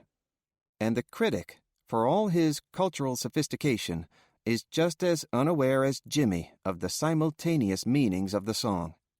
Is he whistling romantic, hopeful Jimmy's deluded melody, or the larger song's cynical yet wholly aware one? Both at once, no doubt, just as Jimmy is at the same time brave and bold and doomed to trauma, injury, or death. The critic's young daughter, whether she learns Schubert or Katie, will sooner or later find herself in the same web of mystery and mortality. No one escapes the imprisoned meanings of human existence, in the same way that the women, mortal and divine, whom Odysseus meets on his journey home are all dream forms of Penelope. The critic ends up being an incarnation of Jimmy, who is an incarnation of Seymour, who returned from the First World War traumatized before taking his own life. It is Seymour, after all, who relates the story of the music critic to his brother Buddy, the narrator of Seymour, as a response to a story that Buddy has written and has just read aloud to him. Buddy's story, Seymour says, rises above its own sentimentality, and Seymour wishes that, in this respect, Buddy had slipped up a little and given sentimentality its due. So Seymour tells this story about the critic and Jimmy and the sentimental song that is as true to reality as Schubert's Lieder. And Buddy includes Seymour's story in the story he is now writing about Seymour, a story that is as defiantly sentimental as it is unabashedly sophisticated. Just as Jimmy sings his song in another song, which is a sentimental song that turns on its own sentimentality while remaining sentimental, life and art and popular art and the contentions between them go on and on and on. Epilogue. The current American moment, roiling with clashing opinions and beliefs about the most fundamental realities, operates like a grinding of geological plates in the process of reconfiguring a part of the earth. By now, the lamentably frequent complaint has become almost moribund in its familiarity. The country seems to have disappeared down the proverbial rabbit hole, where what used to be known as facts are now considered either matters of opinion or products of ideology. To return for a minute to Shakespeare's Troilus and Cressida, as Troilus puts it, "What is aught but as 'tis valued?" Value is strictly a matter, he is arguing, of, as we would say, optics. If enough people put value on something, then regardless of its intrinsic worth, it has value. The play is full of what literary critics call rhetorical redescription. This is a rhetorical gambit in which something morally repugnant is forcefully represented as being morally attractive. In such a world, perjury is no more than a rhetorical strategy, and language becomes, as Troilus says, words, mere words. If that world were to materialize, then right and wrong, between whose endless jar justice resides, should lose their names, and so should justice too. Then everything includes itself in power. Act 1, Scene 3, lines 119 to 122. The nightmare menace of a world in which reality has become subjective leads to a dissolution of language, which then leads to a world defined by naked imbalances of power, a world in which argument becomes impossible. Or has argument simply taken a new turn? Argument, as a process bound up with our very right to exist, has always occupied its crucial space at the heart of a paradox. The raw imbalance of power that makes argument impossible is also the source of the eternal necessity of argument. Only argument can redress an imbalance of power without setting in motion an endless cycle of revenge. The strong do what they can, and the weak suffer what they must. The militarily superior Athenians in 416 BCE tell the Melian delegation that has come to beg for mercy for their besieged city. In a situation where this is true, argument dies. Yet in such a situation, argument becomes identified with freedom itself. Endless debate between whites and blacks, and between blacks led to an impasse in which actions causing reactions were all that could move civil rights forward in the United States. The violence that Martin Luther King's policy of nonviolence unleashed, or exposed, culminating in the murder of the 3 Freedom Riders in Mississippi in June 1964, led to the signing of the Civil Rights Act 1 month later. That, in turn, led to another long stretch of argument about just how and to what degree the process of securing civil rights should proceed, an argument that now, it seems, has brought us to the impasse of action and reaction in the realm of culture at which the Black Lives Matter movement appears to have found itself. The conflict between retributive passion and rational justice, as contentious today as in the debate between the Furies and Athena in the Eumenides, never ends. In that ceaseless seesaw motion, argument is sometimes the midwife of an epic in which argument cannot find a place. Perhaps in the cycle of argument, history, argument, we are now at such a place where only power can redress an imbalance of power. "Will you shut up, man?" a seemingly exasperated Joe Biden snapped at Donald Trump during their first presidential debate. If this happens, then until the cycle revolves into a cooler phase, every intellectual opponent will be an it, not a thou, and what distinguishes a potent argument will not be a mental appeal to the emotions, but a tremendous emotional spur to action. In such a moment, vicarious introspection yields to the belief that the position of the other side is detrimental to a common humanity. Or perhaps we are at the dawn of new arguments in a different idiom. The realm of art, for example, where one case or another has always been made for the precious relationship between human inwardness and human freedom. Eternal spirit of the chainless mind. George Gordon, Lord Byron. Sonnet on Chillon. The question of whether argument is still possible might, for now, be the most urgent argument we can have. This concludes Why Argument Matters by Lee Siegel, narrated by Chris Montero. Copyright 2022 by Lee Siegel. This unabridged audiobook is recorded by arrangement with Yale University Press and was produced in the year 2022 by Tantor Media Incorporated, a division of Recorded Books, which holds the copyright thereto.